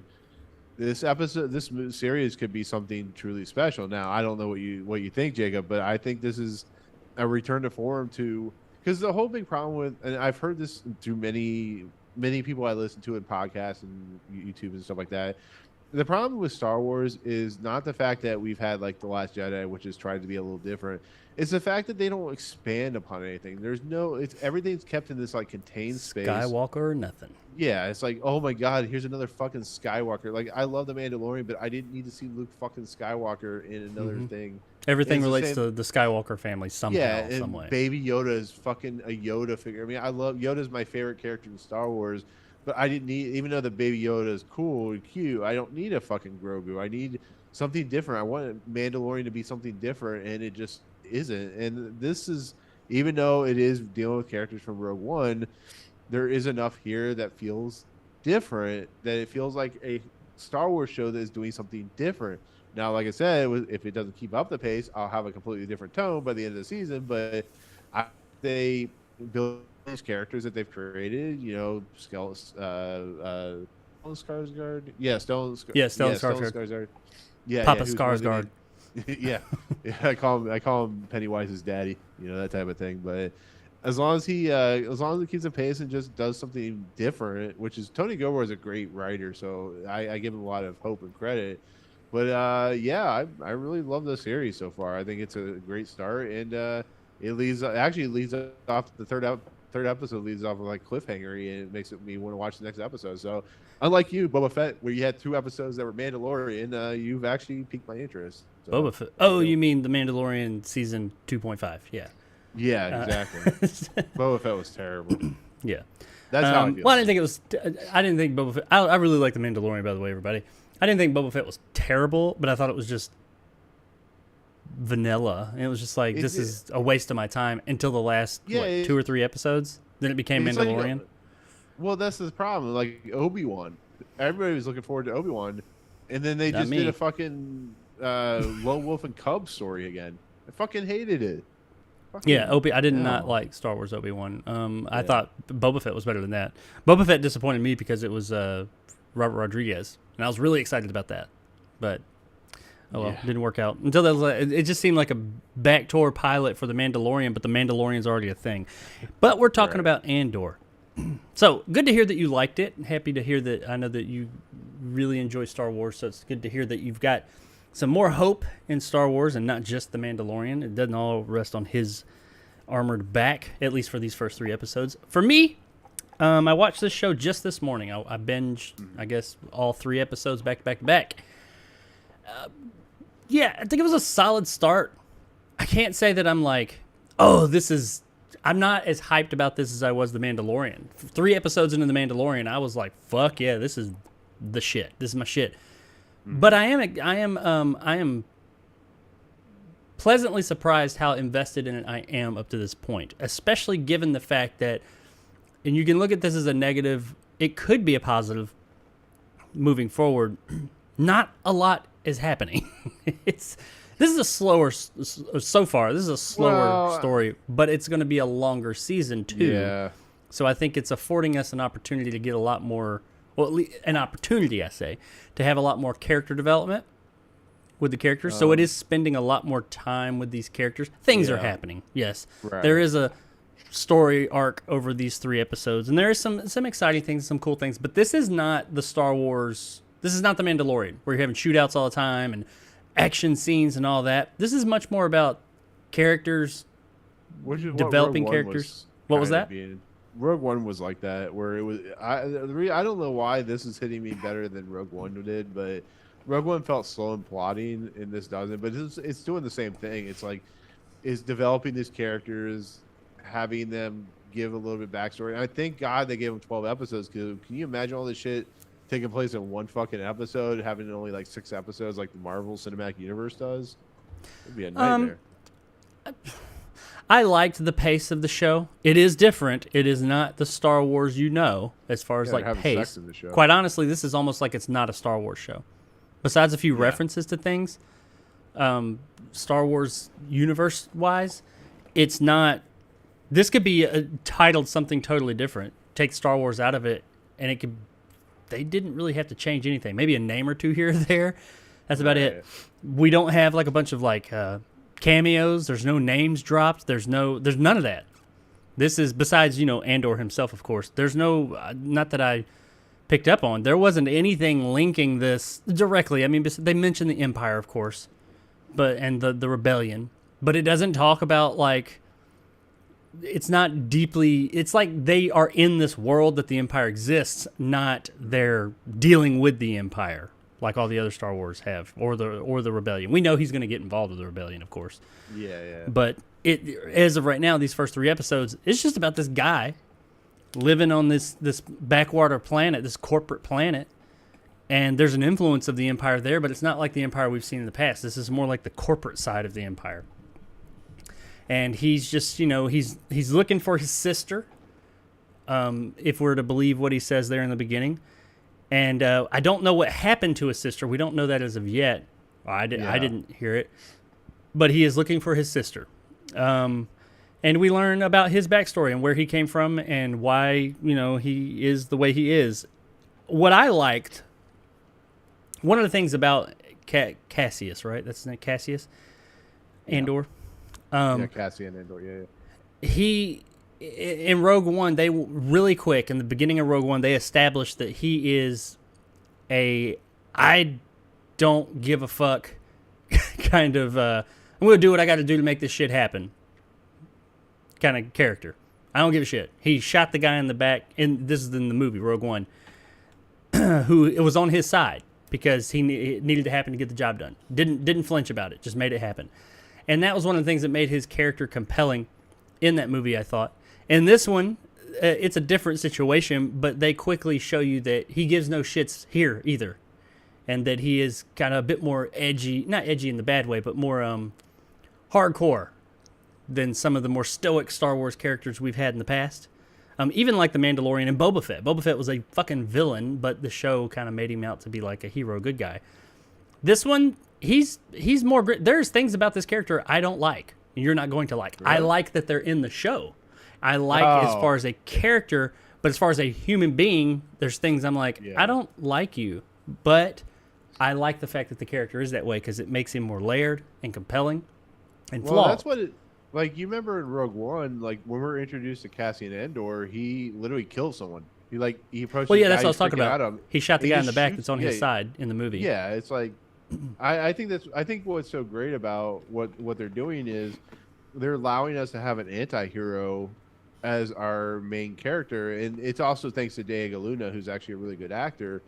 But the fact that he is willing to do things that no Star Wars character will do.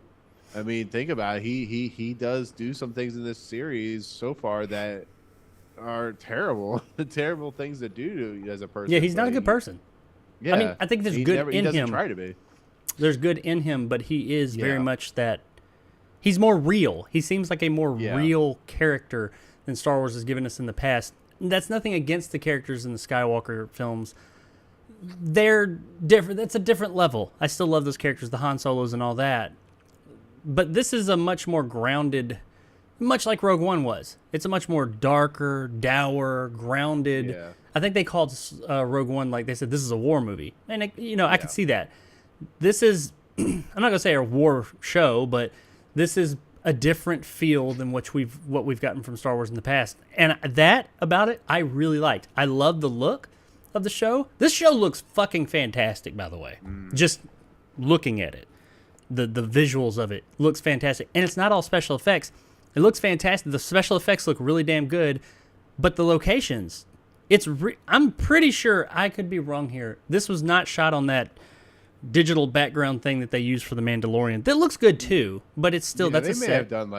They may have done a few shots on the it's called the volume. They may have done like some of the backstory stuff there, but for the most part, like Rogue One, it feels like it was on actual sets, wherever they filmed it at. It's real locations, real tangible things, and nothing is ever going to be able to totally replace that.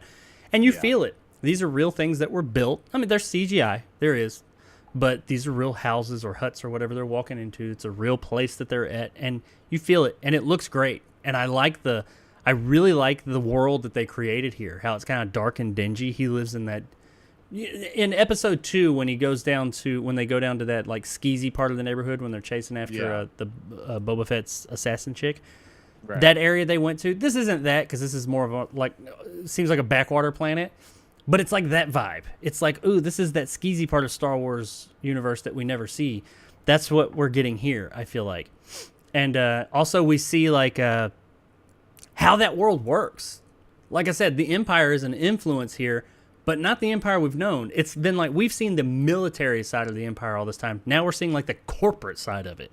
We've got like a bunch of the villains so far are like corporate guys that work for a company.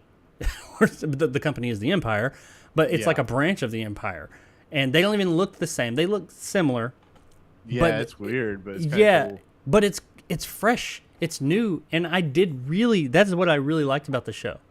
Or the series. And this is what Star Wars needs.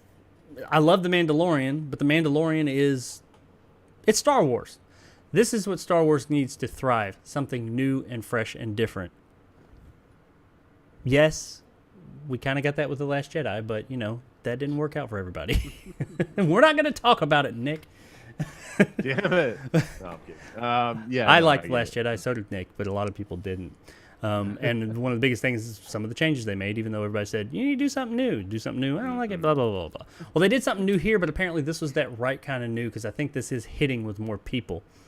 I liked the characters.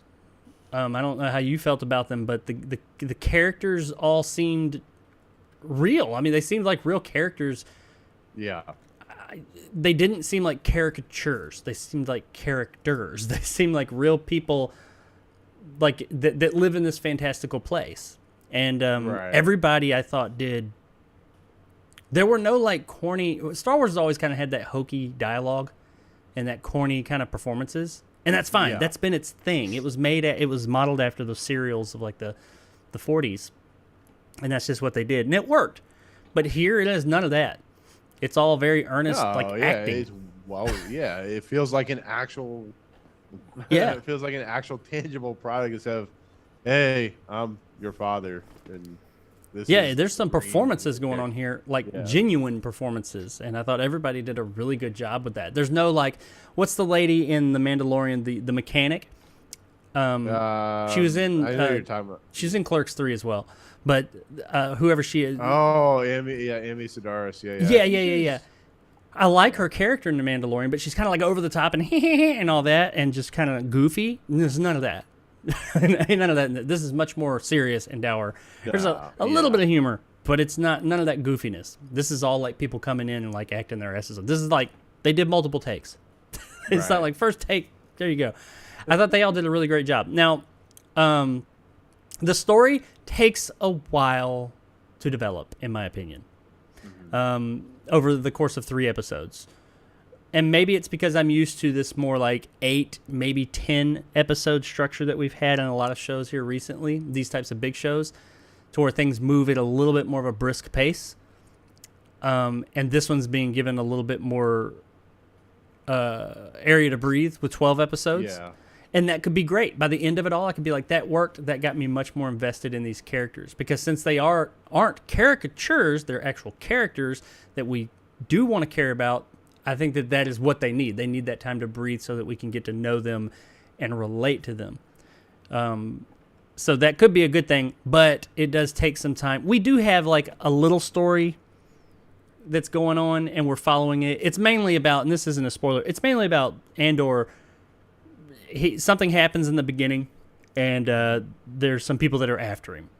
And the rest of those 3 episodes are pretty much him trying to figure out how to get off this planet and just go live a better. This isn't him trying to go join the rebellion and all that. We'll get there, I'm sure. But this is just about him trying to get off this planet and survive and go live somewhere else. That's it. And I liked that. I liked how it kind of showed that whole thing happen. There were a couple of moments, while it didn't like, for me at least, I didn't see a lot of member-berry things. There was a couple of things. And I am worried. There's 1 or 2 things that I'm like, are they going to make that how we get that thing later on? Are we about to get an explanation like Han Solo's gun and his name and stuff like that? We don't in the first 3 episodes, but there's a couple of things. And if they do 1 or 2 things, whatever, but that's not where they're at yet. But there's a symbol, and maybe my Star Wars lore is a little bit off, that I see in something, and I'm like, is that where the symbol for that thing comes from? Oh, but you gotta remember that was in like the prequels and stuff like that. So like that's you're right. Yeah. Okay, so that's already okay. So that's why that symbol's there, because it's part of that. All right. Woo. Good. The thing they promise is that they won't rely on Easter eggs. It'll be more of its own thing. I mean, Mon Mothma is going to be back in it. So, and whoever Forrest Whitaker played, I can't remember his character, but he's Saul supposed to be back. Guerrera. Yeah, Saul. Yeah. Thank you, Saul Guerrera. Who's in like the video game. But they're supposed to have like other characters from the like other movies come back. Maybe Jimmy Smith will pop up or something like that. But they're not gonna do like what they did in Boba Fett. Just have like or Mandalorian have like his thing from his gun from the holiday special or something to show up. It's just here they're more focused on like how's Andor get to the rebellion at some point. So that's what I hope. Until episode 11, when Mando shows up with Mando's Grogu. 6 of the episodes. God, that'd be so weird. Well, especially since this is a prequel and all that. But whatever. Yeah. Could happen. Boba Fett will show up. Anyway. This is. I'm not going to do like a blow by blow on this. This is more of just our overall thoughts. Our villain of the episode, or the 3 episodes we have, the guy they build up to be a villain. At first, I wasn't really feeling him, and by the end, I'm not like in love with him, which you're not supposed to be in love with the villain. But he's not like Darth Vader levels. But he, like all the other characters in the show, I feel like they are building him up. They are slowly giving us this stuff. This is not something that, like, in one episode, you're suddenly going to love a character. This is going to take a few episodes for you to get to know these characters, which some people will say, man, that's slow. And it is. It is much slower. It's a slower burn of a show. I didn't say... I was never bored, though. But... And some people, that's a negative. I get that, because it's not so fast-paced and, like, gun... I think in the second episode, there's no action-y scenes at all. No, there's And not. the first episode, there's not... I mean, there's a scene near the beginning. I wouldn't even call it an action-y scene. It's an event that happens in a scene. It's not really until the end of the third episode that we get any kind of, like, shooty, bang stuff.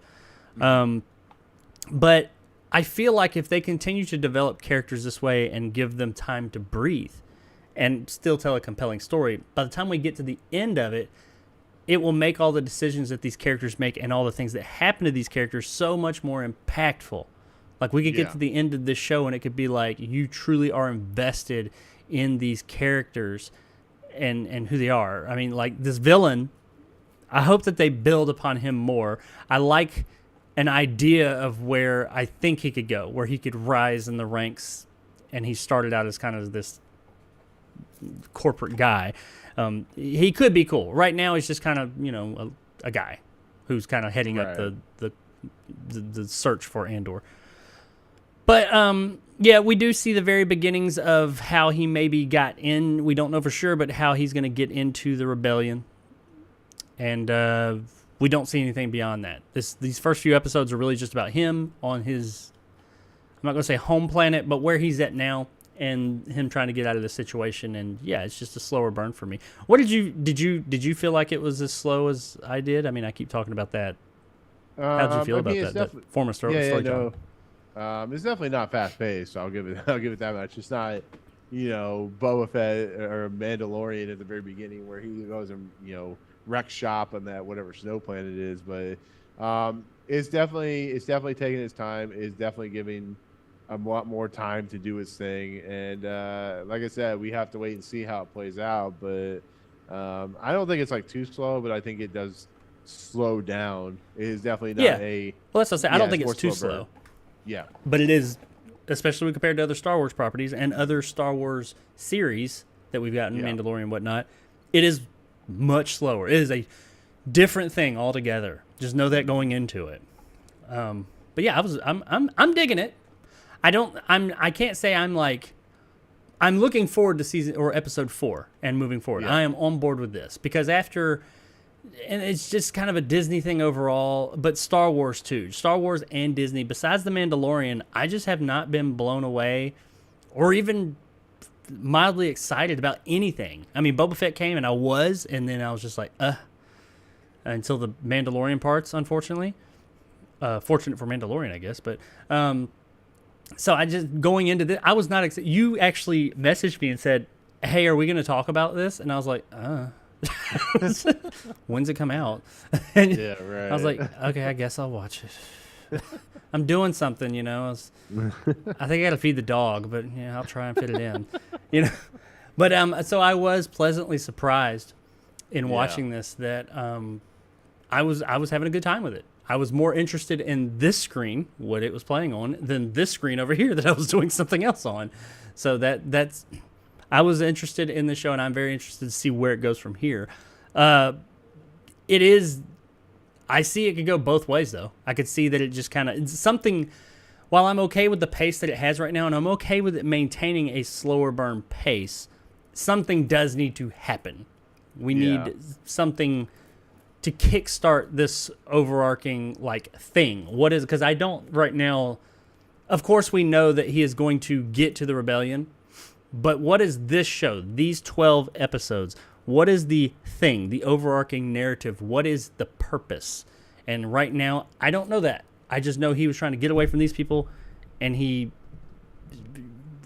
stuff happens. I don't want to ruin it, but that's not the purpose of the show. That's not going to be the overarching narrative of the show, is that he's trying to get off this planet. I'll just say that. So is it going to be for him to join the rebellion? I'm hoping for something a little bit more than that, because I already know that. So that's what I'm asking for from the show. Give me that thing so I know what are the stakes for this season or for this. Is this a limited series or is it just a series? Have they No, said? I mean it's limited. It's only 2 seasons, so it's. I think Oh, so they've already said it's going to be 2 seasons. That's it. Yeah, 12 up. Yeah, because they're doing like 1 year or 2 years for this season, then they're jumping like 3 years in the next season. So it's gonna be real. It's gonna be only 2 seasons. Okay. Well, good. So they have a story that a beginning, middle, and end that they want to tell. Okay, cool. I'm happy to hear that. Well, I want to know what that overarching story is. I want to know what Andor is going to be doing besides just going to the rebellion, because like I said, we already know that. But yeah, I'm excited for it. I think that if you're a Star Wars fan, if you go in with an open mind, and if you've been kind of stale on Star Wars, you'd be kind of like, it's Star Wars. This might be something to rejuvenate the franchise a bit. I don't think every story in Star Wars does not need to be this. We still need some of that, 1940s serial-esque Star Wars. That's what made Star Wars so popular. But I think that this was a good direction to give us a palate cleanser, a new look at Star Wars in a different way to see things. And I'm excited to see what happens in the remaining 9 episodes. Yeah. Agreed. But you got anything else to add to this? No. If you're on the fence about it, check the first episode out, and that'll kind of, if you like it from there, watch the rest, because I definitely think it's at least worth the watch for the first episode to get your. I'm gonna add something to that. If you're on the fence about it, this is kind of tough to say to somebody who's on the fence about something. Watch more than the first episode. Watch a little bit more, because I do feel like I've only seen the 3, so I don't know what happens in episode 4 as of yet. Some people got early copies of that, and I have not. There is a bit of an arc, I suppose. There is a conflict and a resolution that you get between episode 1 and 3. I mean, that it could continue past there, but there is a resolution you get. So I would suggest watch those, because episode 3 does end on. It gives us a resolution to something, to a degree at least. Like I said, it could continue, but it leaves it open, and it opens up a whole new world or universe, and makes you wonder, okay, what's next? What are they about to do? What's going on here? And that is episode 3. The end of episode 3 was the one that kind of made me say, "What I want to know what's happening next." I mean, episode 2, it was just like, oh, I just click right here, I see what happens next. But now I am kind of like, oh yeah, I don't know if I'd left off with episode 2, I'd still watch episode 3, but I don't know if I'd be sitting here like, what's going to happen? I want to see what's going to happen. I would have just been like, find out next week. But with this one, with the way they ended episode 3, I am much more interested. I kind of get why they released 3 episodes and not just the 2. Yeah. So, but yeah, Andor, the Star Wars story, or whatever they're calling it. No, it's worth it. Check it out. I think, or at least up to episode 3, it's worth it. Could all go to shit after that. I don't know. But let us know in the comments below what you think, if you've seen Andor, and what you think of it. And if you haven't, if you're looking forward to it, and what your thoughts are on what we've gotten so far. Alrighty, Nick.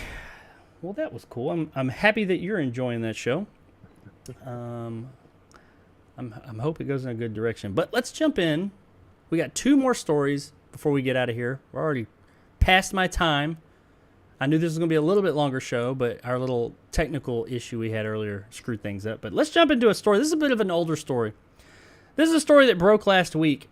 I think this actually broke right before I recorded last week, too. Or it was actually the night before.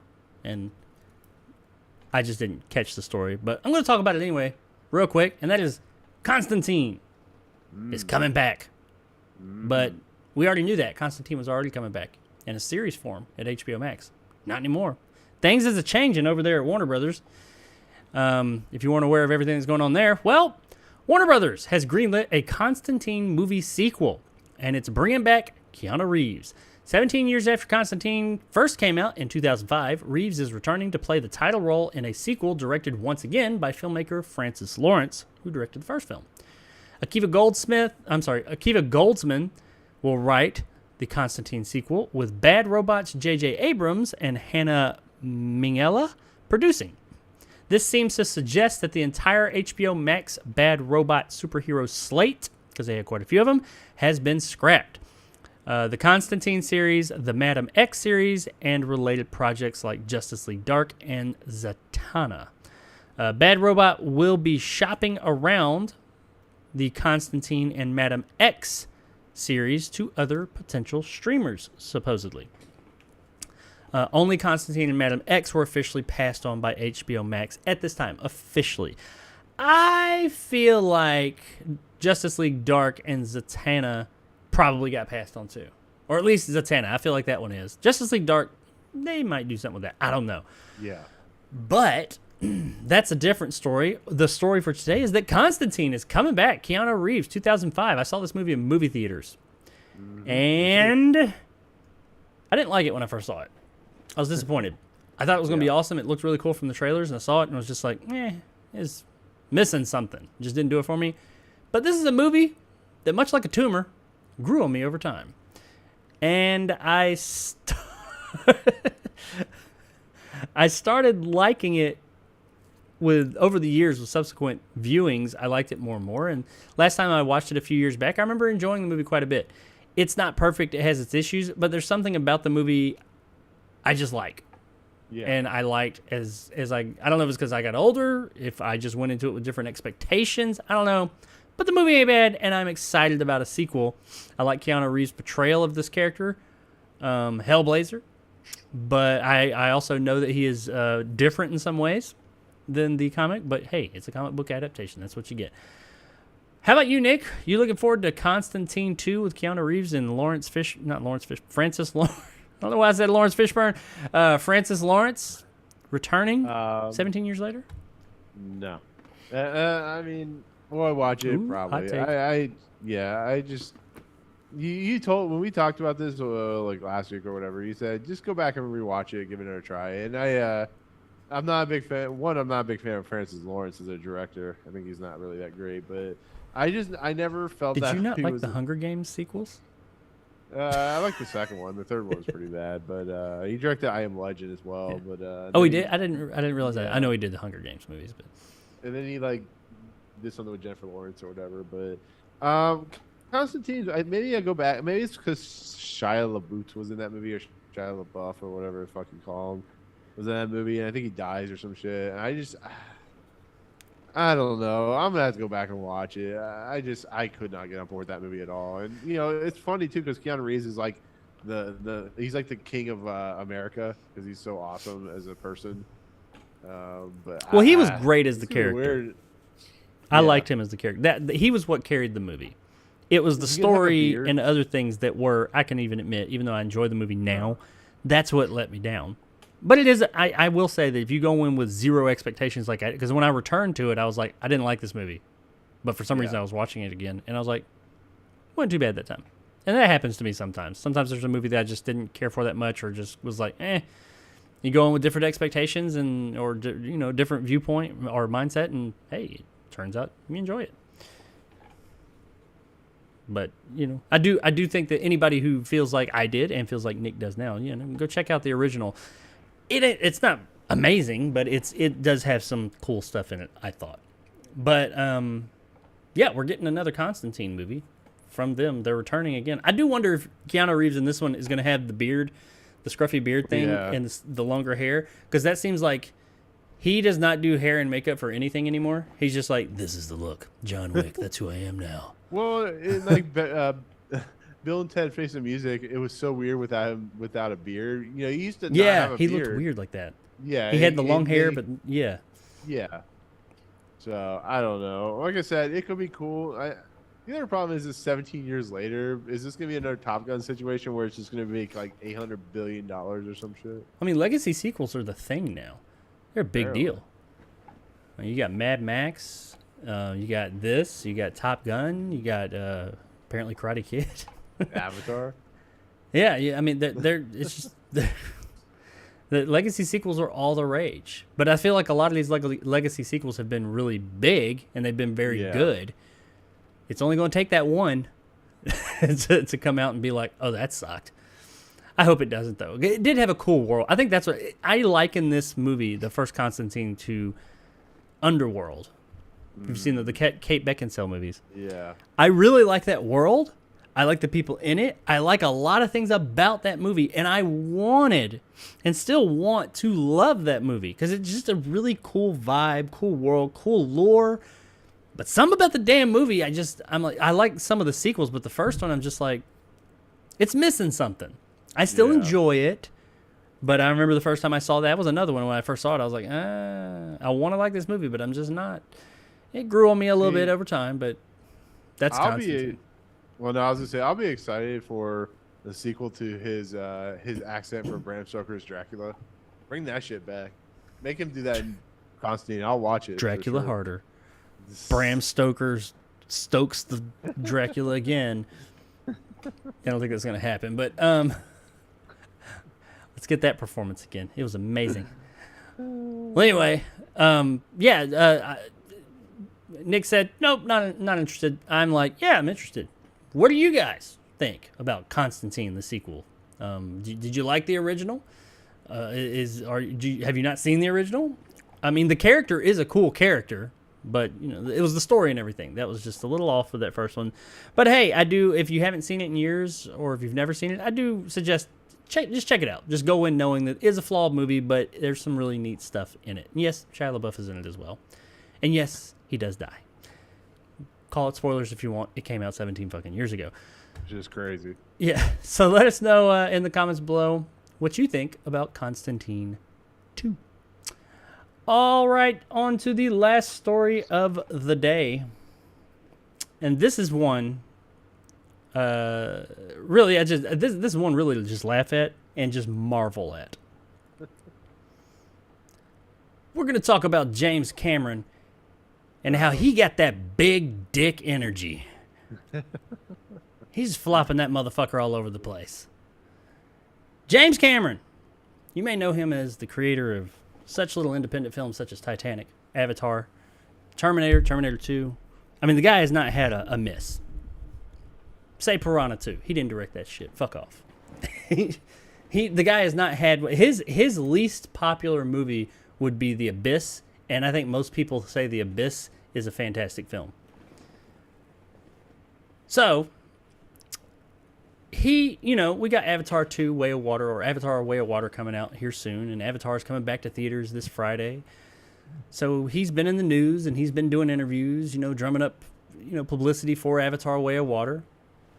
He's doing an interview, and they started talking about, you're James Cameron. You've had hit after hit. Before he got to Avatar, before he got to Titanic, he was already very successful. Very bankable.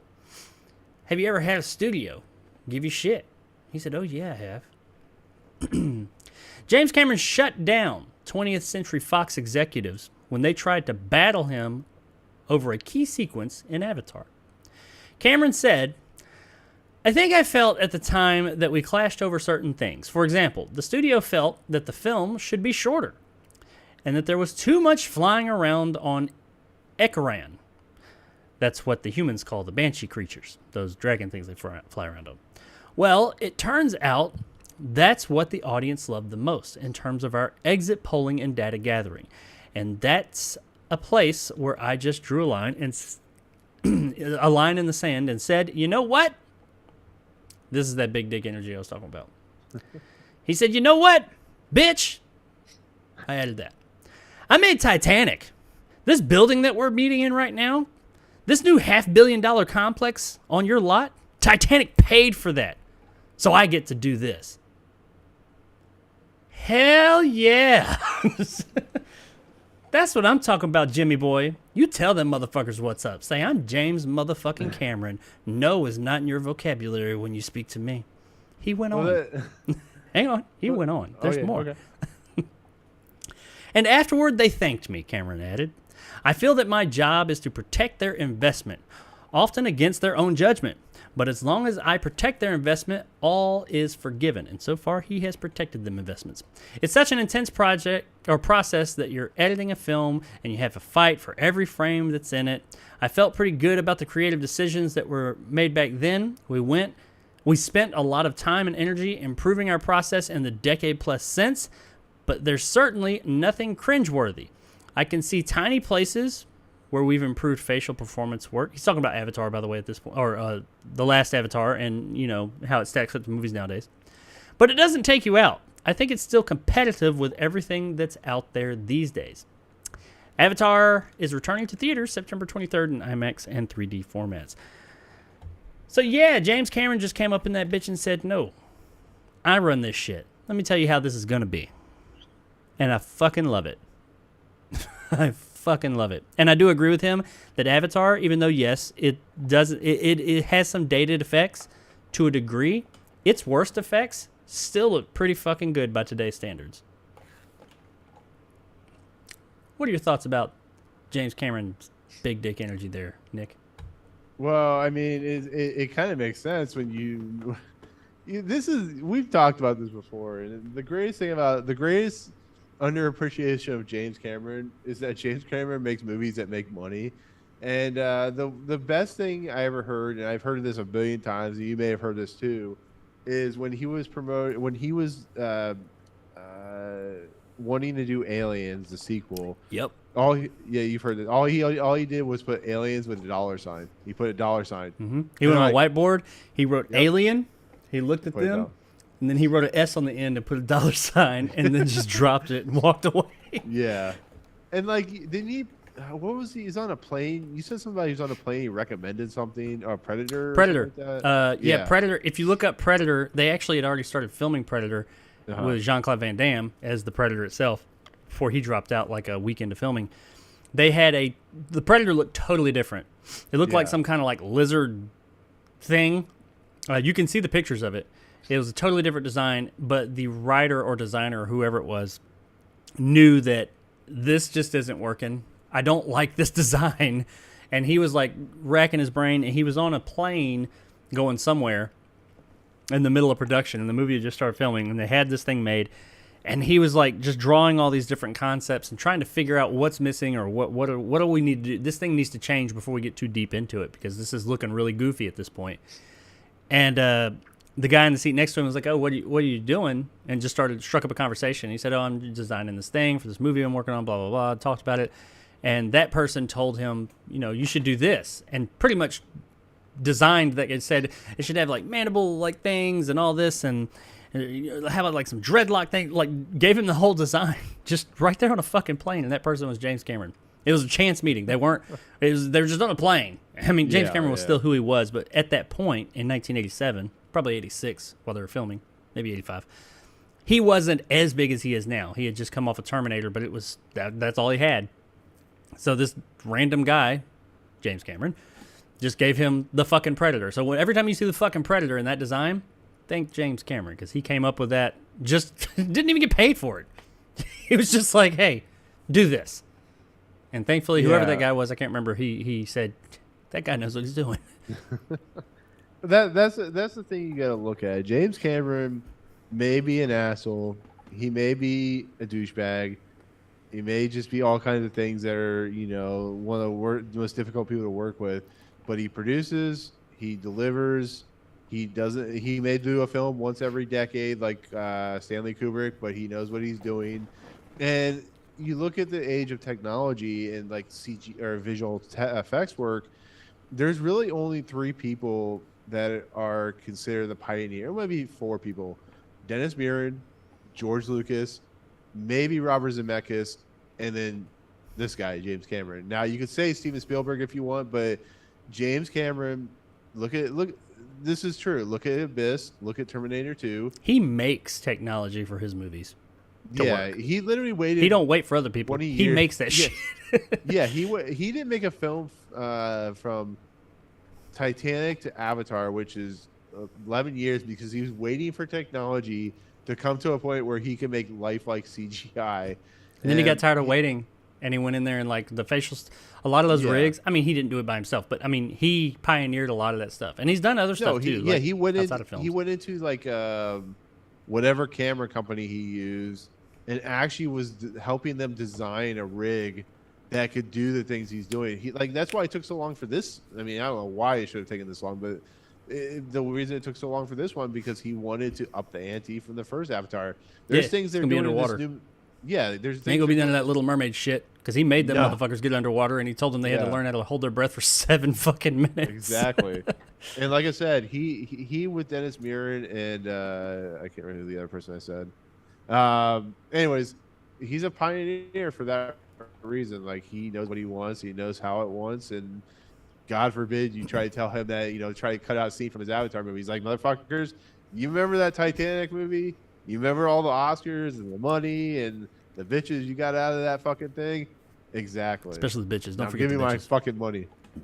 No, Well- you think you think all them executives didn't have bitches after that because they made it the #1 movie for females of all time? Of all time. It wasn't men who was going to see Titanic. It was women who love Titanic. I mean, I love Titanic, but it's true. I mean, female yeah. market for Titanic was the reason it made so much money. And I joke, but yeah, it's the guy knows what he's doing. If he says, "Give me $500 million for Avatar," they better give him $500 million for Avatar because he will make a movie that delivers on that. Oh yeah, money. even if Avatar. I mean, I know there's going to be some people that when Avatar 2 comes out, when and if it does not make more money than the original, they're going to say it's a failure. No, it's not.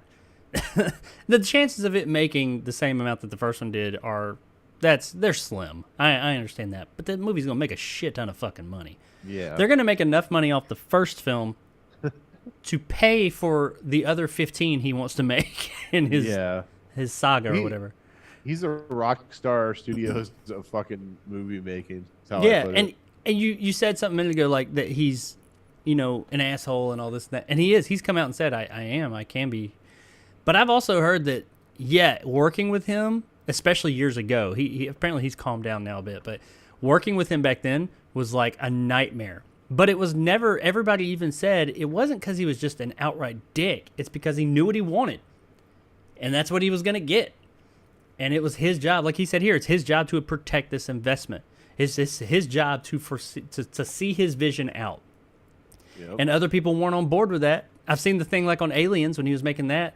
And he was telling the person, like, directing him, he was like, hey, there's a video of him sitting there and the guy's got a face hugger and it's supposed to be pulling it across the room. He's like, hey, do the, pull it across the room like it's attacking and this and that. And he's like describing it, and the guy's like, and he's like, what is that? He's like, no, pull it like it's attacking, like it's violent, like it's supposed to be scary. Do this. And he goes over there and he shows him specifically what to do because they're pulling on wires, and the guy's just not doing it right. And he's like, he's like, look, you practice this for a while, and when you can make it right, I'll be back and I'll check up then. You let me know when you're ready. And he walked the fuck off. I was like, I mean, he's right. That's why he comes up with such great movies, though, because people talk about how he's a nightmare to work with, but they keep going back to work with him because he gets results. And apparently in his personal life outside of making films with him, he's great. He's just like super nice. But just making a movie with him can be difficult because the guy knows he's passionate about it. And I love that. I love that when somebody's that passionate about their work and they if they're passionate and they don't deliver results, then it means nothing. But he delivers results, and he's going to this time too. I mean, I'll go ahead and say it now. He's going to deliver a great movie. Will it be as good? Will it make as much money? I don't know. Who knows? But I guarantee you Avatar, Way of Water will be an entertaining, crowd-pleasing flick because that's what this guy does. And he knows how to fucking do it. And he told them that here. And I love that somebody was able to go in there and just finally be like, do you know who the fuck I am? I'm James fucking Cameron. I built this city, bitch. And he got what the fuck he wanted. That's awesome. Alrighty. That's all we got for this week's or this Wednesday show, ladies and gents. I know we had some technical issues there. The show went a little bit longer than planned. About looks like 40 minutes longer. It's been an up and down show. Sorry about all that. But for those of you that hung in there and came back, I really appreciate it. I know I saw it looks like Savage Zombie Reviews is here. What's up, Savage Zombie Reviews? Fright Films, Magical, Antonio, of course. I can't see all the comments, unfortunately, especially from earlier today. Triv is here, of course, as usual. Everybody say hi to Triv. And there's some other people. Everybody who came in, I do appreciate it. I know Triv hit us with that super chat earlier. Thank you very much for that, Triv. I appreciate it. We will be back on Saturday at 2 o'clock Central Time with more newsy news stuff. I will go ahead and say real quick a bit of not an announcement. I've mentioned this before in the past. It will be a little bit, and I'll give ample warning. I do plan on changing the dates that we're going to be doing this. Wednesday and Saturday I don't hate it, but I think that I could come up with some better days to do this. Trying to suss all that out. But don't be surprised if in the next few weeks the 2 days a week that we do this show could change. Will probably change. But once it's there, I think that's where it'll probably settle. I think I said that from the beginning that, hey, just trying these 2 dates. I pulled them out of my ass, and we're going to see how it goes. I want to make a subtle change to that. Just makes it work a little bit better for me and how or for us and how I'm able to get content out on the show moving forward. Because there's some days, especially Saturdays, that I feel extremely rushed, and I don't want to feel that way. I want to be able to put it together a good show for you guys.